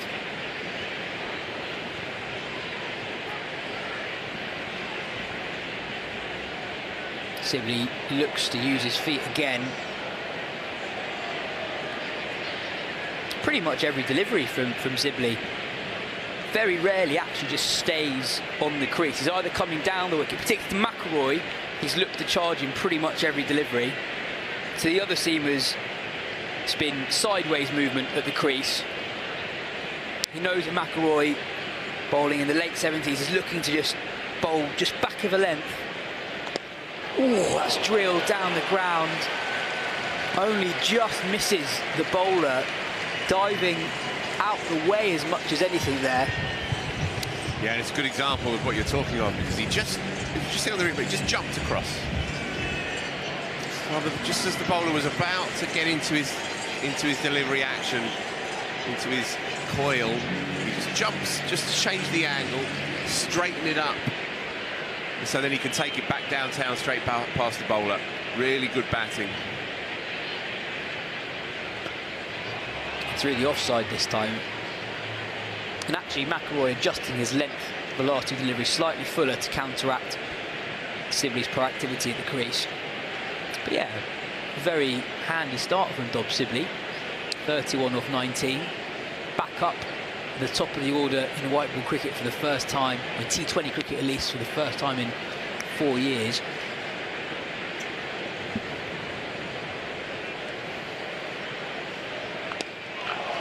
Evans goes leg side, clubs it for 4, there's no one there. It's another boundary for Laurie Evans. He started very, very well. He's 12 off 6. Surrey. Well, it's a massacre, yeah. It's a massacre out there. And you do feel for Glamorgan. They haven't turned up here at all. The crowd are fine. They've seen it all before. They've seen some tight ones and some thrillers and some blowouts. And this is one of the latters. Sometimes you just run into them when Surrey are on 1. This time Evans gives himself a bit of room and hoiks that over the offside, slaps it over the man at short cover. 4 more to Evans, toying with Glamorgan here. So 2 days from now, in fact, yeah, they have 1 day off tomorrow, and then they're up at New Road against Worcestershire, and Dom Sibley will be opening the batting.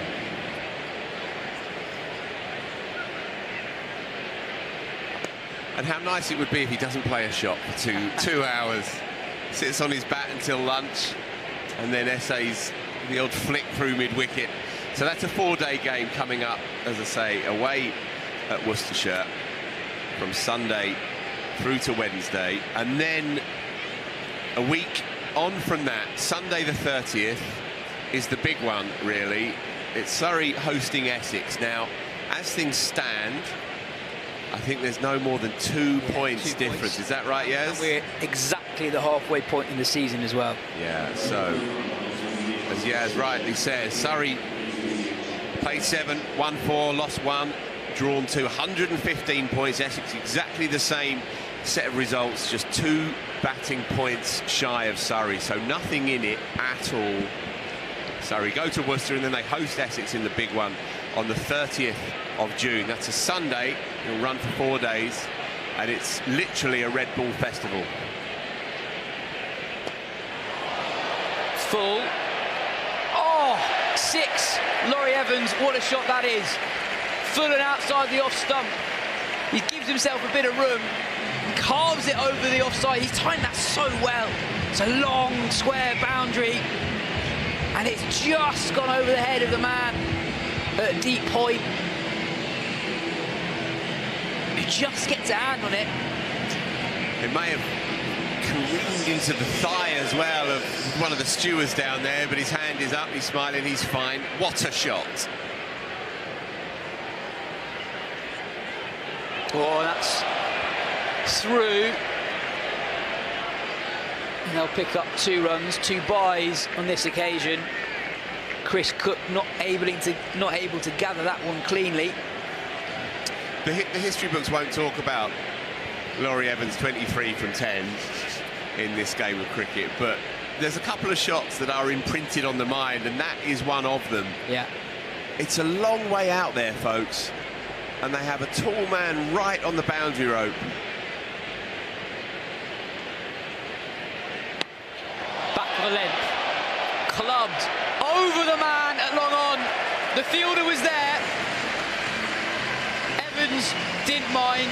It's astonishing stuff. The way he's seeing the ball at the moment, the way he's timing the ball, it doesn't matter where the fielders are.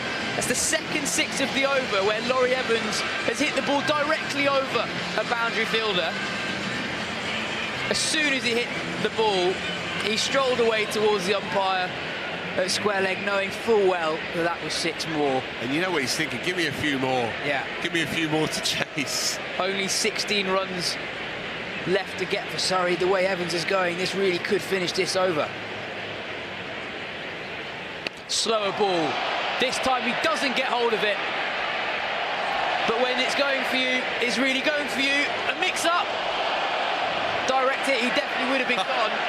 It's all happening here, folks. Evans miscued that one. It plugged in the outfield on the offside. There was a little bit of confusion between the Surrey pair. Evans wanted 2, Sibley wasn't interested. And a direct hit, he definitely would have been gone. Not only a direct hit, had Dan Douthwaite gathered the ball at the non-striker's end. Whisker away as well, it was a good throw. But in the end, it's a single. It's just a single.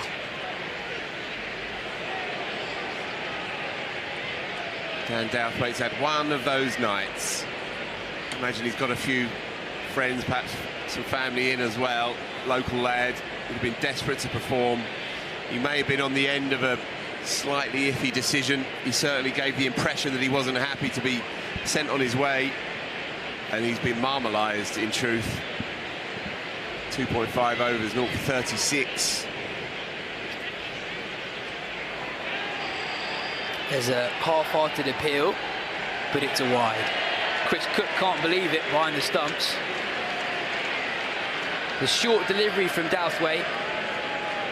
Sibley looked to pull it. There's an appeal from behind the stumps. Yeah, it can be a hard game at times. It's hard to see how Glamorgan pick themselves up after this one, really. There's a definite sense of grievance out there as well among the rank and file. Yeah, but I think the change in format's probably come at a good time for Glamorgan. Yeah, really tough couple of days. Tough for very different reasons, as they pinch a quick single and they get an overthrow as well, rubbing salt into the wounds of Glamorgan. It's not been Glamorgan's day at all. Another immensely profitable over for the home side. They're now 96 for 1 after 8 overs, just 12 runs away. If you look at that worm, totally different postcodes. Surrey so far ahead all game, really. Ever since Gus Atkinson picked up 2 wickets in his first over, the second of the match, it has been all Surrey. I mean, Surrey have been so dominant that up until now we've not even had a sighting of Glamorgan's premier bowler, Mason Crane. He's had an outstanding blast. We're not even going to see him now. The leg spinner they brought on is Marnus Labuschagne, so we might not even get to see Mason Crane turn his arm over today. Labuschagne into the attack, pulled hard to the man at deep mid-wicket. They'll come through for 1. Yeah, it's a good point about the break in T20 coming at the right time for the visitors here. They play Northants at home a couple of days from now. And it's a big game, really, big game for both of them in Division 2, because they're both in the mix 20-something points behind the leaders as it stands, but a couple of wins and you are right back. Sibley has absolutely nailed that.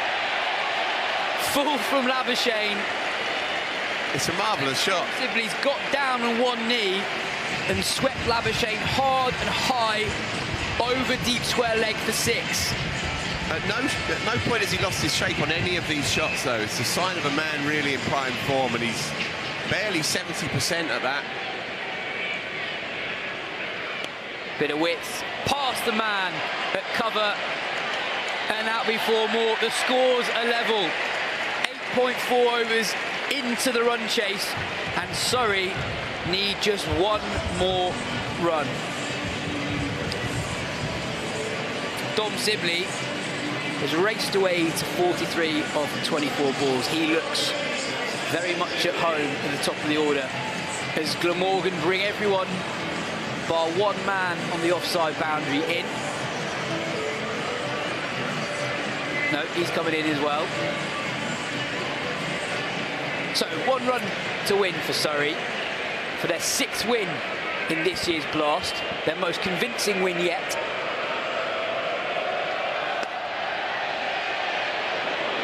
And a top ball.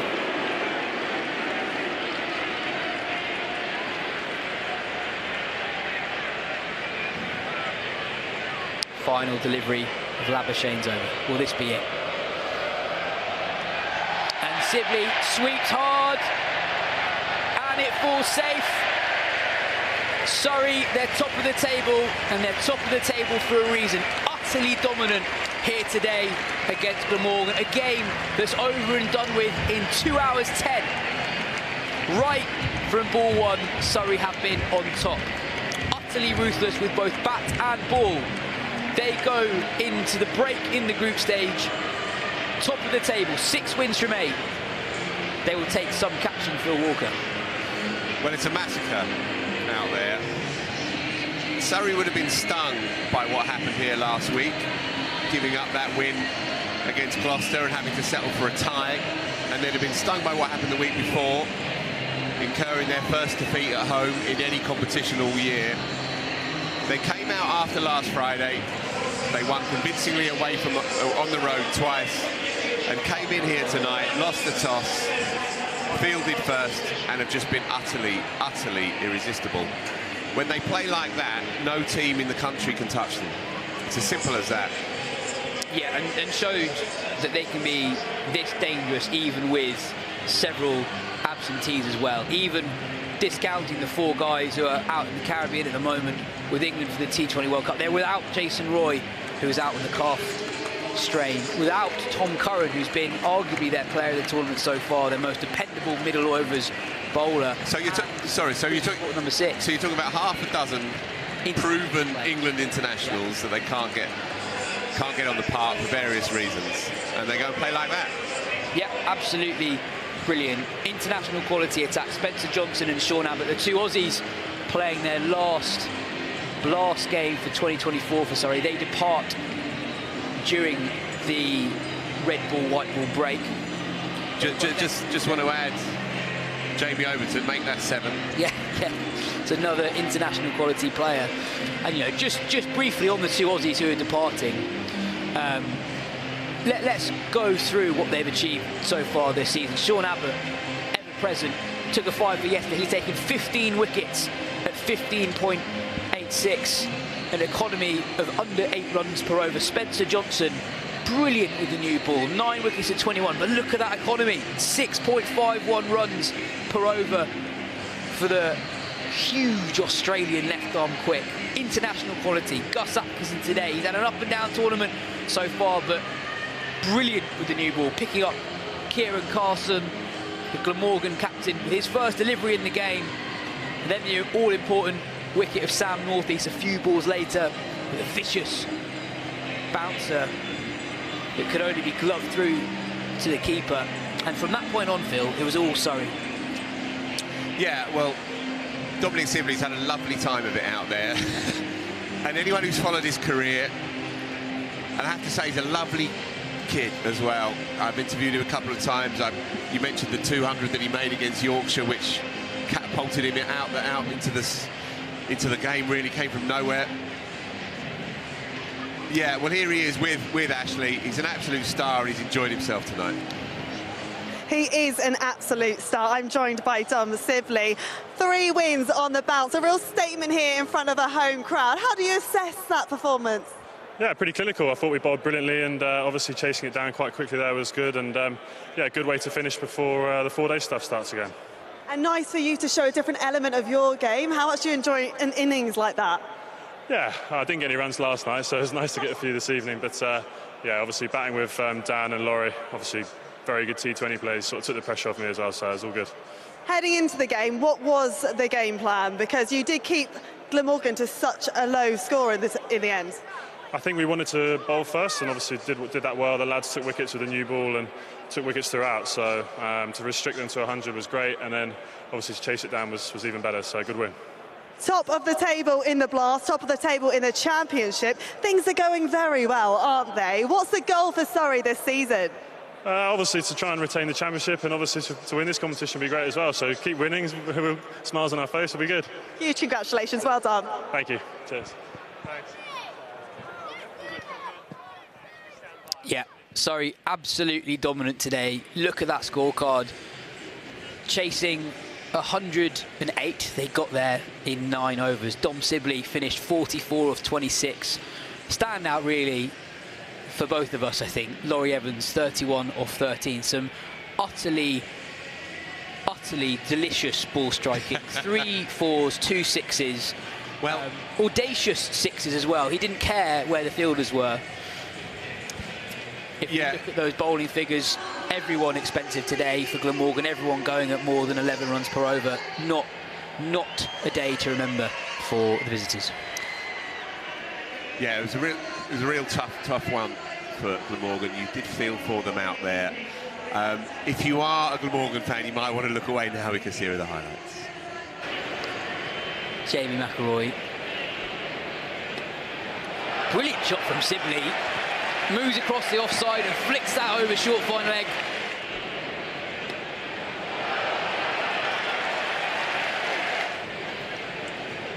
Sibley uses his feet and hits that over the inner ring.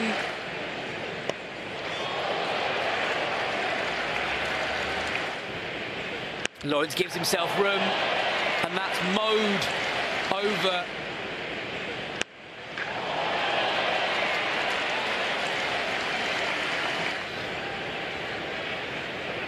Lawrence nails that, and the man at deep third can't stop that. I cannot tell you how hard that was hit from Dan Lawrence.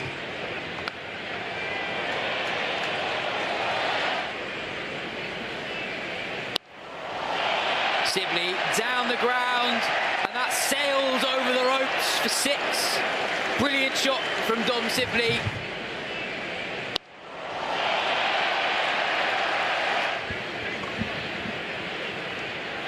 Oh, Sibley does superb.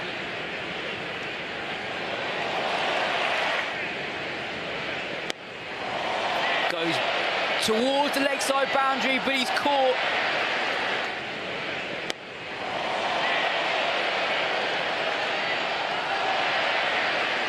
Soul into Evans. Oh, who just helps it over the keeper for 4. Delicious.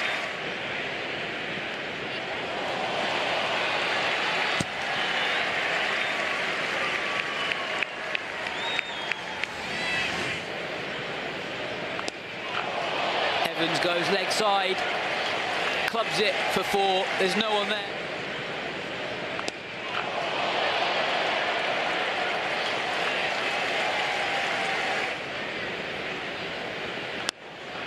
This time Evans gives himself a bit of room.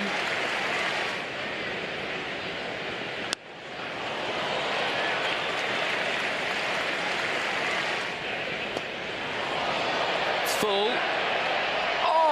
6. Laurie Evans, what a shot that is.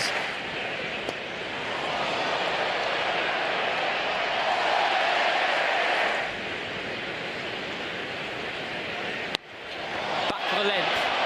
Clubbed over the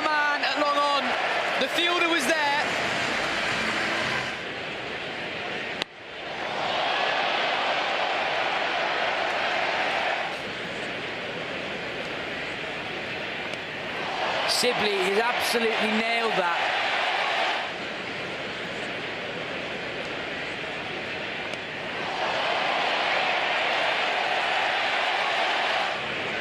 Final delivery of Labuschagne's over. Will this be it? And Sibley sweeps hard, and it falls safe. Surrey, they're top of the table, and they're top of the table for a reason. Utterly dominant here today against Glamorgan. A game that's over and done with in 2 hours 10. Surrey consolidated their position at the top of the table with an absolutely dominant dismantling, really, of Glamorgan, who will be licking their wounds for the rest of the weekend. But of course, it all comes around very quickly, and so the 4-day stuff kicks back in on Sunday. Surrey head up to New Road to face Worcestershire, and then a week later they play Essex here on Sunday the 30th of June. Do get involved if you fancy that. It's a red ball festival of cricket between the two big sides in red ball cricket, Surrey versus Essex. And then after that, we resume our T20 Blast campaign with the London Derby, and then Surrey will be facing Essex in a couple of home games here from the Kia Oval. If you fancy getting involved in any of those home fixtures, then just jump on the website and take it from there. As it is from myself and from Yaz Rana and from the team behind the scenes, it's good night for now. The ground, they're going to be treated to a special occasion. It is going to be a good one.